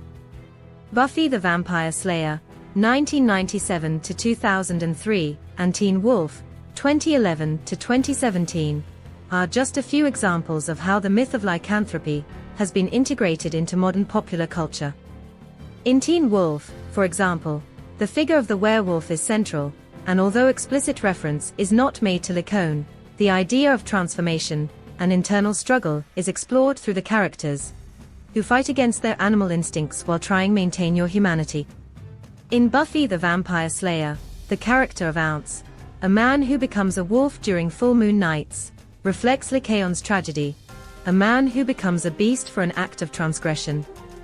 Here, the series takes elements of mythological history, showing how evil and struggle to maintain control over their own desires are universal issues. Video games have also embraced the myth of Lycaon and the figure of the werewolf significantly. In games like The Elder Scrolls V, Skyrim, 2011, players have the option of becoming a werewolf, exploring the duality between the human being and the beast in an interactive context. Although the game does not directly mention Lycaon, its mythology underlies the player's experience by having to balance the wild powers of the wolf with human morality. Role games such as The Witcher 3, Wild Hunt, 2015, and Bloodborne, 2015, also have lycanthropes and creatures transformed as an essential part of their universes, taking the idea of the curse of Lycaon to new dimensions and turning it into an exploration issue philosophical and emotional. Of course, Lycaon's influence also extends to modern literature, which often takes inspiration from the myth to explore lycanthropy. Novels such as The Wolf Man of Guy Endore, 1933, or The Wolf's Hour by Robert R. McCammon, 1989, explore the figure of the werewolf as a being caught between two worlds, the human and the animal. These stories take the figure of Lycaon and expand it, showing the internal struggle of their characters to reconcile their wild nature with their desire to maintain humanity and civilization. Comics and graphic novels have also been a crucial medium for the reimagination of Lycaon in popular culture. In the stories of Marvel Comics and DC Comics, Lycans are often complex beings that reflect the struggle between order and chaos. Characters such as Marvel Comics' Werewolf and the Wolfman of DC Comics have become icons of the internal struggle, showing the same existential anguish that Lycaon experienced in his transformation. The influence of Greek mythology is evident in these characters, who often must face their animal instincts while dealing with the consequences of their transgression. The myth of Lycaon has not only integrated into the stories of Werewolf, but has also inspired creators to reflect on morality, fate and divine power in popular culture. In all these art forms, the myth adapts and modernizes, but the fundamental themes of the history of Lycaon are still present: the transgression of the human against the divine, the transformation into a wild creature, and the internal struggle between nature and morality. Thus, the figure of Lycaon remains a powerful and timeless symbol, not only as the first werewolf, but as a reflection of the eternal struggles of humanity. In the Middle Ages, the concept of the werewolf acquired a completely new dimension, impregnated with superstition, fear and a deep connection with the religion and morality of the time. During this period, which covered approximately from the 5th century to the 15th century, the figure of the werewolf went from being a mythological creature linked to the ancient Greek stories, such as Lycaon's, to become a terrifying symbol of moral corruption, heresy and sin. This transformation of the myth of Lycaon, which in its origins reflected the duality of human nature and divine condemnation, in the Middle Ages, took a much darker and distressing course, being used as an instrument to justify persecution and violence. The Middle Ages was a time marked by the deep influence of the Catholic Church, which dominated all aspects of everyday life, and therefore, also the interpretation of myths and legends. As the Church consolidated its power, the idea that any behavior that departed from the Christian precepts should be punished as a manifestation of evil, and often the figures was promoted uras of supernatural monsters and creatures such as werewolves associated with the devil. The idea of the werewolf in the Middle Ages was intrinsically linked to sin and condemnation. The wolf, traditionally considered a dangerous and wild animal, now looked like a symbol of the man who had fallen into heresy, sin or pact with Satan. In this context, the transformation into wolf not only represented a physical curse, but also a moral and spiritual degradation. One of the most notable aspects of the evolution of the myth of the werewolf in the Middle Ages was his connection with the persecutions of witches and the heretical hunts that marked this period. The fear of the supernatural and the diabolical was to its highest point, and the werewolf was perceived as a tangible figure of that threat. In places like France, Germany and the Netherlands, where witch fighters were frequent, many of those accused of being werewolves were tortured and burned at the bonfire under the accusation of practicing black magic, or having made a pact with the devil. The famous wolf men in the Alsace region, for example, culminated in the trial of several men and women who were accused of becoming wolves to commit criminal acts under the influence of Satan. The stories of werewolf in the Middle Ages were not only popular narratives, but also acquired a judicial resonance, since it was considered that the transformation into wolf was a divine punishment for moral corruption.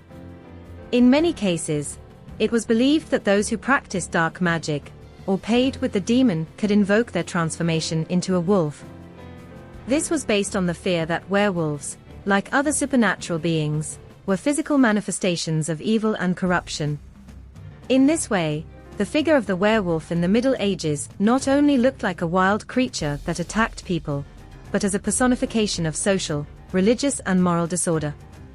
The medieval concept of the werewolf was also influenced by the pagan beliefs that still persisted in rural areas. The popular traditions of Europe, especially in the Nordic and Germanic regions, spoke of men and women who, through rituals or enchantments, could become wolves. These beliefs coexisted with the Christian vision of the werewolf as a creature of evil. The stories of werewolf mixed with older myths, such as those of the Vikings berserkers, warriors who, as believed, entered trance and transformed into wild animals, including wolves. In this context, the werewolf also became a symbol of unbridled aggressiveness, a wild beast that overflowed civilization and social norms, which was part of the natural world but out of control. In the literary field, the Middle Ages began to produce texts that reflected and transformed the myth of the werewolf. One of the best-known examples is the legend of Bisclaveret, a Norman story of the 12th century, which is included in the work Les de Marie de France.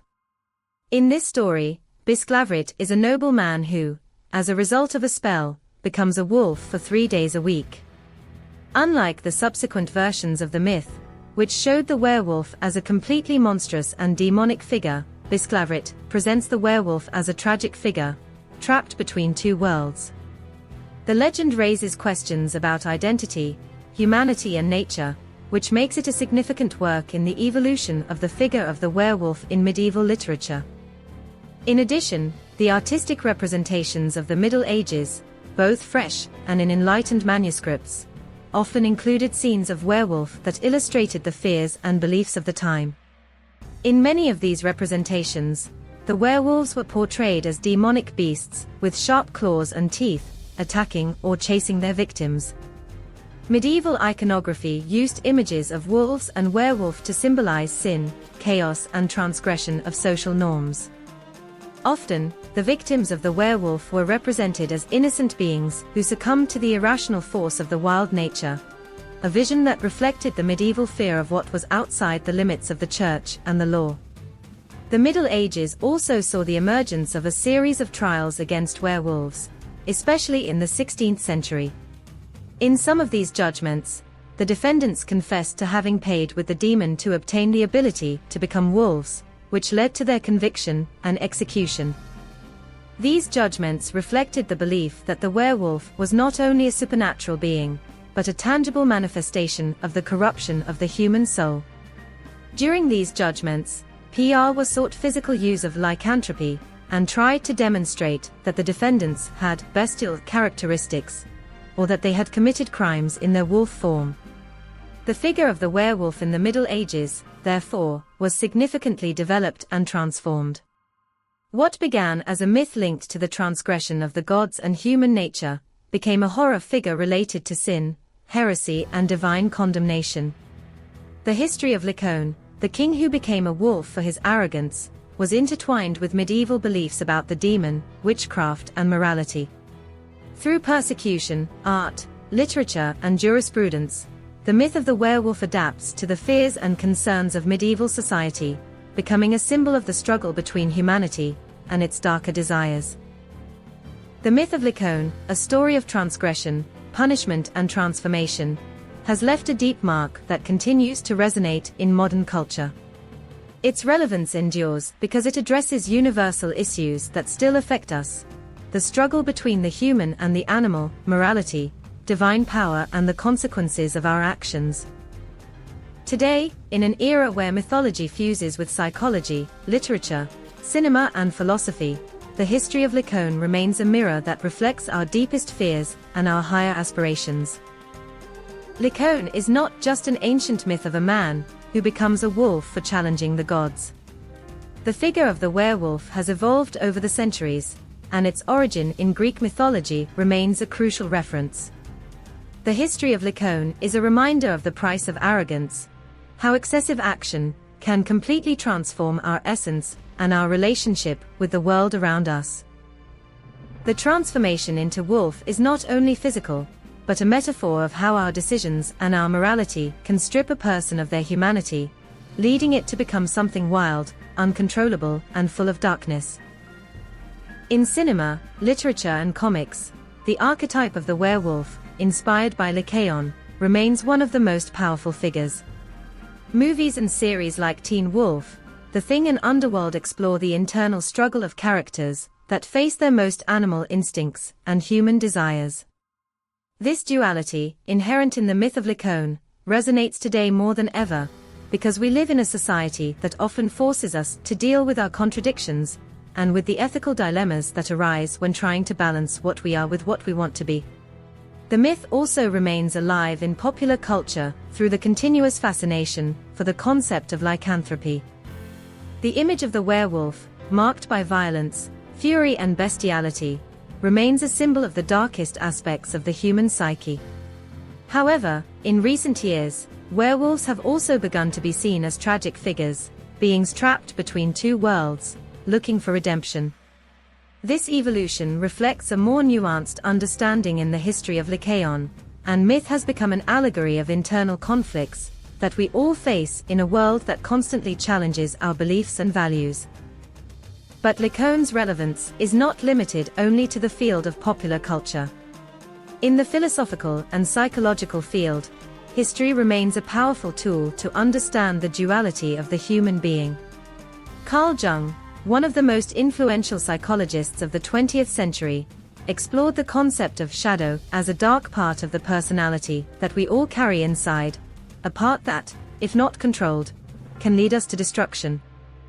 The myth of Lycaon can be understood as a manifestation of this shadow. Its transformation into wolf is the result of the repression of its humanity, and like all myths, it invites us to reflect on the consequences of ignoring our darkest nature. The history of Lycaon is also a warning about the dangers of arrogance and disconnection with morality, a lesson that remains relevant in an era marked by selfishness, materialism, and alienation. On the religious level, Lycaon remains an example of the struggle between the human and the divine. In an increasingly secular world, the story of a king who challenged the gods and paid the price of their pride remains a reminder of the fragility of the human condition and the need to recognize something bigger than oneself. The figure of Zeus, punishing Lycaon with a monstrous transformation, can be interpreted as a warning against the temptation to challenge the divine or moral order of the universe.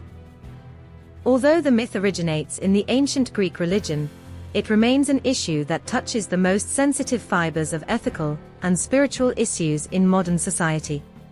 Today, the legacy of Lycaon also persists in the field of social and political issues. In a world where powerful often seem to be above the laws, where corruption and abuse of power remain hot issues, the history of Lycaon can be seen as an allegory of the punishment of the tyrants and those who believe they are immune to the consequences of their actions. The transformation of Lycaon into wolf can symbolize the loss of humanity in those who exercise power without responsibility, a reminder that arrogance and oppression finally lead to dehumanization. In cultural studies, Lycaon's myth has also been associated with social criticism. The transformation of a man into a beast reflects the alienation process that many people experience in modern society, trapped between their internal desires and external expectations. In this sense, Lycaon remains a figure that invites us to reflect on the mismatch between individuality and conformity, between wild nature and civilization, and about the tensions that exist between personal desires and social norms. Ultimately, the myth of Lycaon remains relevant because it reminds us of the universality of human dilemmas. The fear of the unknown, the internal struggle between the good and the bad, the fear of the condemnation, and the question of what it means to be truly human. These are problems that have not changed over time, and therefore, Lycaon's legacy, such as all myths, continues to inspire those who seek to understand the complexities of the human condition. Over the centuries, Lycaon has been transformed into a werewolf, but what has not changed is his essence. A man who, by challenging the gods and moral order, becomes a symbol of the fragility of the humanity. Zeus, the king of the gods of Olympus, is a central figure in Greek mythology, not only as a supreme deity, but as the guardian of justice and order in the universe. His role in myths goes beyond his power over heaven and thunder. Zeus represents divine morality, the principle that the laws of the cosmos must be respected, and that those that deviate from virtue face the consequences of their transgression. His figure, powerful and at the same time implacable, reflects the tensions between mercy and punishment, and shows that the balance in the world is only maintained when the principles of justice are respected.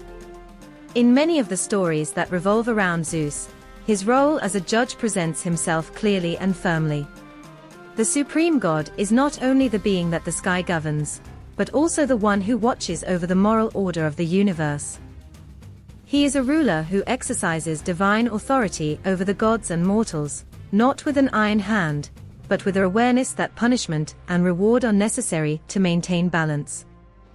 Zeus, as the Greek gods in general, is not infallible or exempt from defects. However, its dominance over morality is unwavering. Through their actions, either punishing those who rebel against him or rewarding virtue, God shows that justice is not an absolute concept, but a delicate balance, which can be leaning both towards forgiveness and towards punishment. The history of Lycaon is one of the most prominent examples of Zeus's justice, but also of the hardness of his power. Lycaon, king of Arcadia, challenged Zeus in the most grotesque way, by offering human flesh in a banquet, in an attempt to prove that God was not as powerful as it was said. This act of arrogance, desecration, and direct challenge to the divine, aroused the wrath of Zeus. God's response was fast and without hesitation. Lycaon was transformed into a wolf, a punishment that not only affected his body, but reflected the loss of his humanity. When doing this, Zeus reaffirmed his role as a supreme judge. Those who transgress the divine limits must pay the price. However, Zeus's morality is not limited to punishments. God is also a symbol of compassion and redemption, although whenever people regret their faults. For example, in Prometheus's myth, when this titan stole the fire to give it to humanity, Zeus acted hard and punished Prometheus with an eternal conviction. But the punishment, although severe, was not definitive. Prometheus's redemption was finally achieved, demonstrating that mercy also has its place in the divine kingdom. Zeus, then, is presented as a deity that does not seek the eternal destruction of his creatures, but rather his correction and alignment with universal justice. The symbol of justice in Zeus also has a political dimension. As king of the gods, it is the leadership model that humans had to emulate. The kings and rulers, both in ancient Greece and in other cultures, were seen often as reflections of divine authority. Thus, the figure of Zeus not only had spiritual implications, but also political and social. His power over the cosmic order translated into a vision of justice that should guide the actions of earthly rulers. The laws, for the Greeks, were not only human constructions, but reflections of the divine laws that Zeus had established. Respect for law, equity and balance were essential values that governed both heaven and earth. But Zeus is not only the god who imposes justice strict and uncompromising. In some myths, it is also shown as a figure that fights the arbitrariness of power.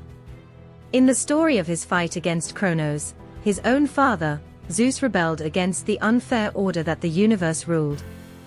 The figure of Kronos, who devoured his own children for fear of being overthrown, symbolized a tyranny that lacked justice and compassion.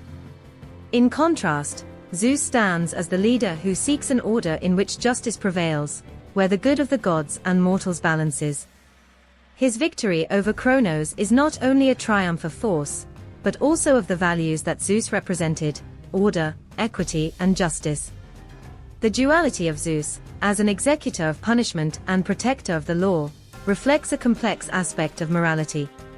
In their decisions, there is a principle of justice that is based on both the need to punish and on the ability to forgive. The history of Lycaon is a clear example of this complexity. The punishment was severe and its transformation into a wolf, irreversible. But at the same time, this transformation also represents an opportunity for reflection on human nature and its failures, and how those failures can be corrected. Zeus, by punishing Lycaon, not only does justice for the desecration of the divine, but also forces humanity to confront the consequences of their own acts. At present, the concept of Zeus as the guardian of justice remains relevant. We live in a world where morality and ethics are constantly debated, and the question about what it means to do the right thing and who decides what is fair remains in force. Zeus, in his role as a supreme judge, continues to represent that force that reminds us of the importance of equity, laws, and the need for a moral order so that civilization does not collapse in chaos. As in myths, justice is not absolute or simple, but a principle that must be interpreted with wisdom and applied with discernment. Ultimately, Zeus is not just a symbol of divine power. It is a reminder that justice must guide our actions and that, although the consequences of sin can be severe, the opportunity for redemption and correction must always be present. Divine morality is not inflexible or vindictive, but seeks balance, respect for universal laws, and restoration of order in a world where human transgression is inevitable.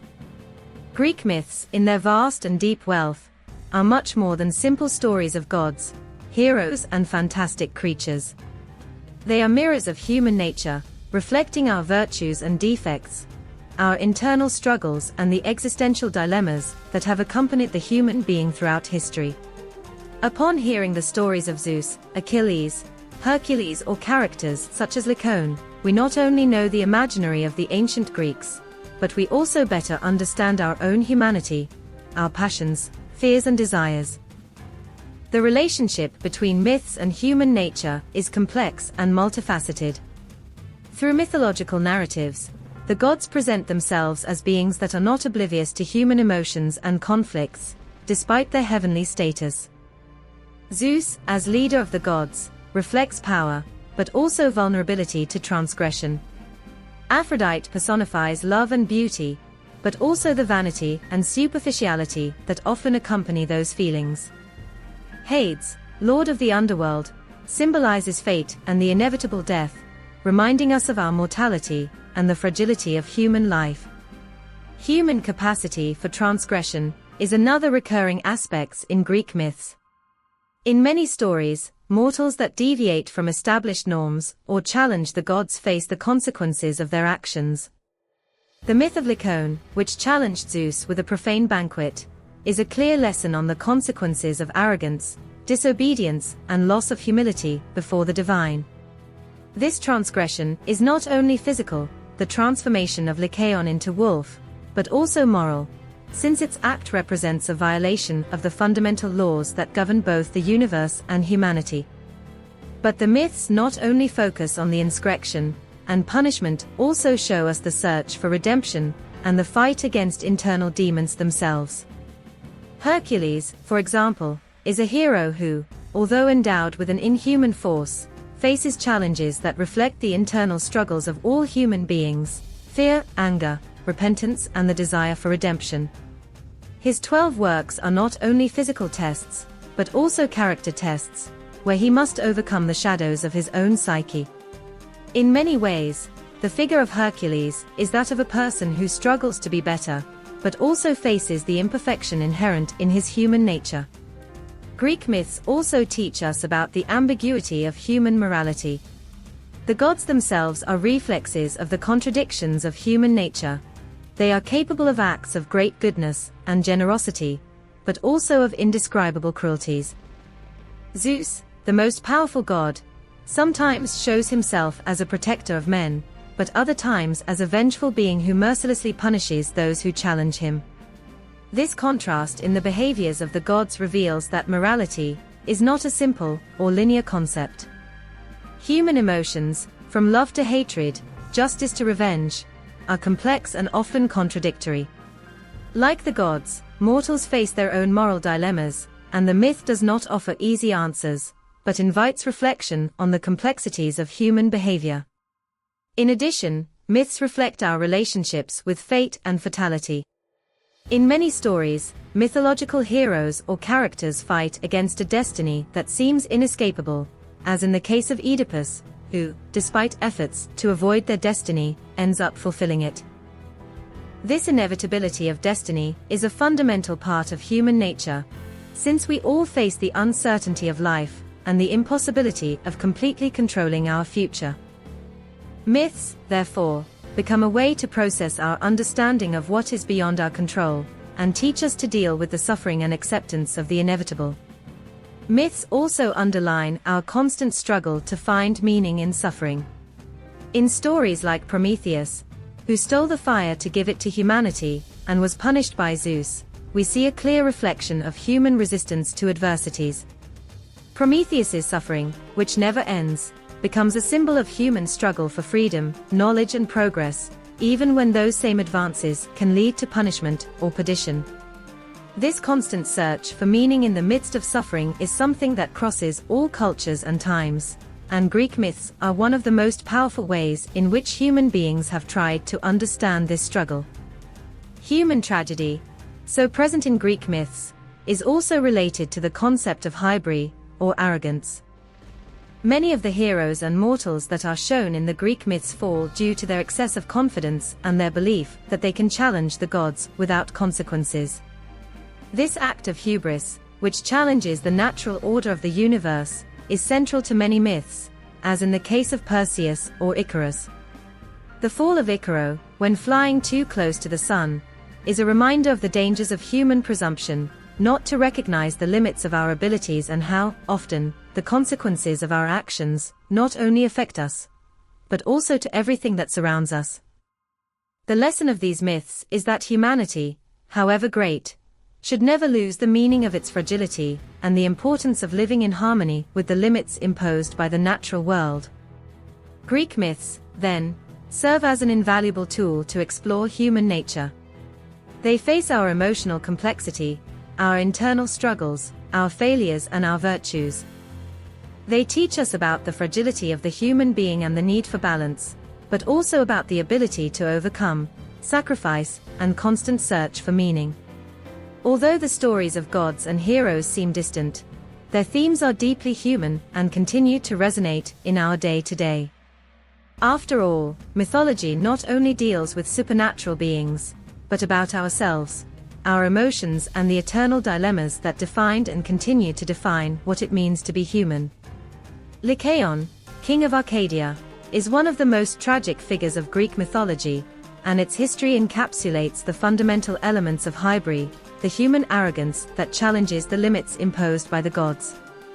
In his attempt to demonstrate that even the gods could be deceived, Lycaon not only committed a sacrilege by offering human flesh to Zeus, but also broke the most basic of divine laws: respect and the reverence towards the divine.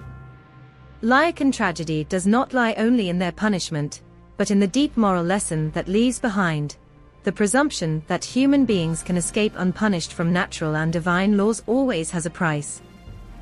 Lycaon's story begins at the cusp of his power and trust. As king of Arcadia, he considered the center of his own universe, with arrogance that led him to wish to test the authority of Zeus, the king of the gods. In ancient Greece, mortals should not only respect the laws of the gods, but also to understand the hierarchy between human beings and the divine. Zeus, as guardian of the cosmic order, did not tolerate lack of respect or direct challenge. Lycaon, however, disjointed this fundamental law and planned a profane act to test the true nature of Zeus. In his banquet, Lycaon offered human flesh to Zeus, in an attempt to demonstrate that even the supreme god could be deceived. The act of cannibalism was not only a moral atrocity, but also symbolized the darkest transgression, the violation of the sacred, the rupture of the fundamental taboos that guarantee the balance between the divine and the human. By offering what most disgusted to the gods, human flesh, Lycaon not only challenged the divine order, but also demonstrated its own arrogance, its belief that it could manipulate and even subvert the cosmic forces that govern the universe. But Zeus, like the divine judge, could not leave this challenge without response. God's response was not only a punishment, but a reminder of unwavering laws that govern the world. Lycaon, challenging Zeus in the most vile way, was transformed into a wolf, a wild and primitive creature, stripped of his humanity. This metamorphosis was the most appropriate punishment for a man who, by challenging the gods, had lost the very essence of what he means being human. The transformation into a wolf not only represents the loss of civilization, but also the condemnation of a bestial existence, devoid of morality, reason and consciousness. Lycaon tragedy lies in its lack of self-understanding and in its inability to see the consequences of its actions. In his arrogance, he thought that his power as king put him over the gods. But what he did not understand is that by challenging the natural and moral order, he was putting his own humanity into play. The man who believed himself invulnerable, who believed to be able to control the fate, was reduced to the condition of a wild animal, as punishment for his hubris. Lycaon not only lost his status and physical form, but lost what made him human, the ability to be rational, to reflect on his actions and the consequences of these. This transformation into wolf, then, is not only a physical condemnation, but also a spiritual conviction. The wolf is a primitive creature, a being that lives driven by instincts, without the moral complexities that define human beings. The curse of Lymps is the condemnation to live as a being without conscience, without the ability to regret or correct their mistakes. In Greek mythology, divine punishments were not only answers to transgressions, but fundamental lessons about morality, respect and limits of human nature. In the case of Lycaon, his punishment became a warning for all those who thought they could escape the divine laws or believe that human power could challenge the universal order. The figure of Lycaon also reflects human fragility to the superior forces that govern the universe. Although the king of Arcadia felt powerful and capable of even deceiving the gods, his final destiny shows the vulnerability of humanity. In his arrogance, he forgot that mortals cannot change the course of destiny or challenge the gods without suffering the consequences. The myth of Lycaon serves as a reflection on the border between human pride and the need for humility in the face of the unknown and the divine. Its fall was not only a punishment, but a lesson about the importance of recognizing our own limitations and the danger of exceeding the limits established by the major forces. In addition, Lycaon tragedy also tells us about the complexity of divine justice. While Lycaon was punished for his transgression, Zeus's act by transforming it into a wolf can be seen as a form of justice that not only seeks to punish, but also teach. By transforming Lycaon into a wolf, Zeus faces him to an existence without humanity, where moral emotions and values have no place. The conviction is double: not only lost its form, but also lost its ability to rectify its error. In this way, Zeus's justice is not only a revenge, but a correction of what has been corrupted. The myth of Lycaon, therefore, is a re-deep-can about human fragility, divine punishment and the tragic consequence of arrogance. The history of Lycaon is not only the story of a king who challenged the gods, but also a reflection on the limits of human power and the need to respect the laws that govern our world. Lycaon tragedy is a lesson that resonates over time, warning us about the dangers of hubris and reminding us that respect for order and divine justice is essential to maintain our intact humanity. The myth of Lycaon, like other Greek myths, has not lost its relevance over the centuries and remains counted again and again.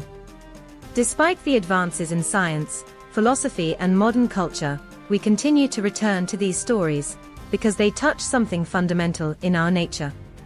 The lessons that provide us are not anchored only in the past, but remain applicable to our own challenges, fears and desires. Why do we continue to tell a story of gods and men, of arrogance and punishment, which is thousands of years old? The answer lies deep in our psychology, in the need to understand human nature and the sense of justice, power and morality. Lycaon, in their arrogance, challenged the gods, thinking that their earthly power could overcome the divine limits. This idea of transgression, of disobedience to what is established, remains a universally relevant issue. In each era, in each society, there are always figures that feel above the norms, who believe they can make fun of the consequences of their actions. Myths like Lycaon serve as warnings, reminding us that excessive pride has a price. This story continues to resonate because, deep down, we all have some Lycaon in us. The temptation to believe that we can control the uncontrollable, to think that we can escape the universal rules.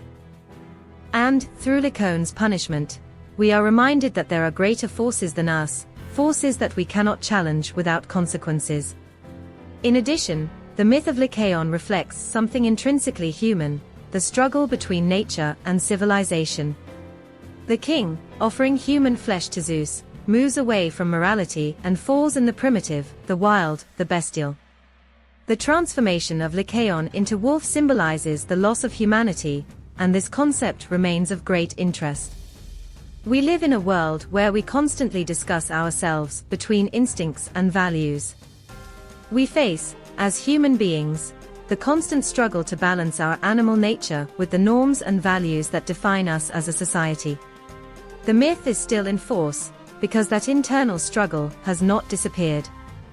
We all have a part of us that pushes us to transgression, to the desire to break the rules and succumb to the instinctive. Lycaon's story is a reminder that this duality, if not controlled, can lead us to the loss of our humanity. In addition, the myth of Lycaon also reflects something fundamental in the human condition, the fear of consequences. Throughout history, societies have used myths as tools to teach about punishment, justice and morality. In a world where the rules of coexistence are not always clear, myths function as mechanisms of social control. Lycaon's punishment is a reminder that our acts have consequences, and that transgression against moral or divine is not unpunished. In an era where justice often seems to be influenced by particular power and interests, the myth of Lycaon remains an example of universal justice, where even the gods do not forgive arrogance. But the myth of Lycaon also has a deeper dimension that appeals to our sense of the inexplicable and the transcendental. In a world full of uncertainties, in which we often seek answers to our deepest questions, myths offer us simple, but powerful explanations. Lycaon, when transformed into wolf, invites us to reflect on the destiny, punishment and nature of the divine. Why does suffering occur? What does it mean to be human? What does divine justice tell us about our own lives? Although the answers to these questions are not always clear, myths such as Lycaon offer us a way of facing them, processing them, finding a symbolic way of understanding human suffering. In today's society, where secularism and skepticism have replaced traditional religious beliefs in many cases, myths remain powerful tools to reflect on morality, power and justice. In a world saturated with information, noise and distraction, stories such as Lycaon help us find something beyond the superficial, AC connection, on what really matters. They remind us that our actions have weight, that our decisions, however small, can have high-reach consequences.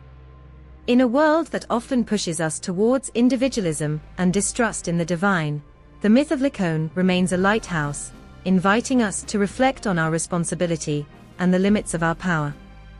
And finally, there is the question of repentance and transformation. Lycaon is not only punished, but his punishment is irreversible. This irreversibility has a great impact, because it reminds us that, sometimes, we cannot undo what we have done, we cannot return back.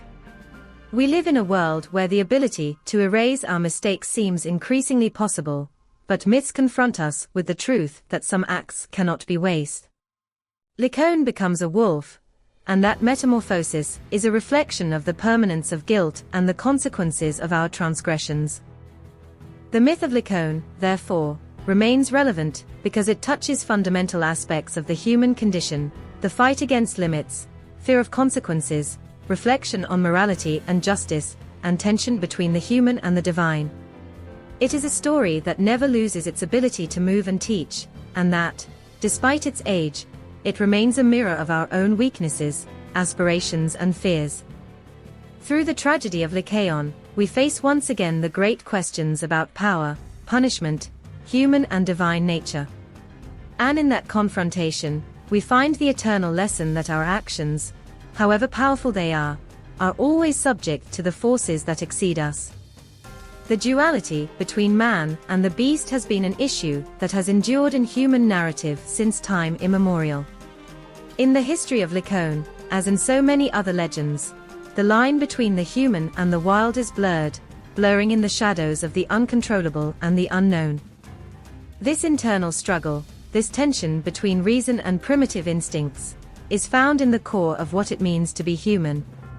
Throughout the centuries, we have told stories about men who become beasts, either literally, such as Lycaon, or metaphorically, like all those who give in to desire, anger or ego.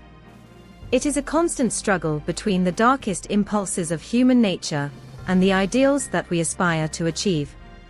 In Greek mythology, as in other traditions, the transformation of a human being into a beast is not only a punishment, but a representation of human fragility against their own desires and defects. Lycaon, by offering human flesh to Zeus, crosses a line, a threshold that there is no return.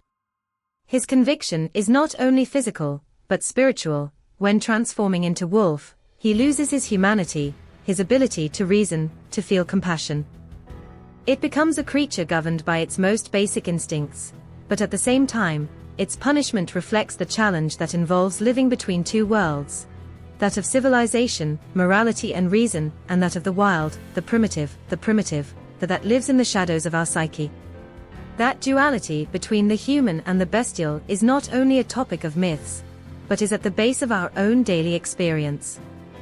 We all carry within us a wild part, a part that rebels against the norms, which wishes to give to the darkest instincts, and, in many cases, destructive. Every time we face a moral decision, we are fighting with that part of us who, sometimes, wants to unravel and dominate. Lycaon's story reminds us that, when we let that beast take control, we lose something essential. We lose our humanity, our ability to connect with the divine, the fair, the good. And yet, that beast is still within us, always on the prowl, always waiting to cross the threshold. The transformation of Lycaon into wolf not only reflects its fall, but also tells us about our own ability to be dragged by darkness. We live in a world where the boundaries between the right and the wrong, the human and the wild, are not always clearly defined. Temptations, social and personal pressures constantly push us to question those limits. The history of Lycaon is a reminder that the consequences of succumbing to that duality are deep and often irreversible. But it also invites us to reflect on the power of transformation, not only as punishment, but as an opportunity to understand and, perhaps, redeem us. Because in the history of Lycaon, and in that of so many other myths, the beast is never completely oblivious to man. It is in us, it is part of who we are. The struggle between the beast and man is not only a subject of ancient myths, but an issue that accompanies us throughout our existence. As we go through life, we constantly face that internal battle: will we follow the path of reason and humanity, or will we be dragged by the darkest instincts that, ultimately, strip us of our essence? The myth of Lycaon reminds us that, in the end, the answer is not always clear. Sometimes, the beast wins and drags us. Other times, we are able to resist it, to resume our path to the human. Thus, the history of Lycaon and its transformation into wolf is not only a history of punishment, but an eternal reflection on the dilemma of mankind. The struggle between man and the beast, between order and chaos, between morality and instinct, is still alive in each of us. And as long as we continue to tell these stories, they will continue to serve as a mirror of our own nature, of our eternal battle to maintain our intact humanity in front of the shadows that inhabit us.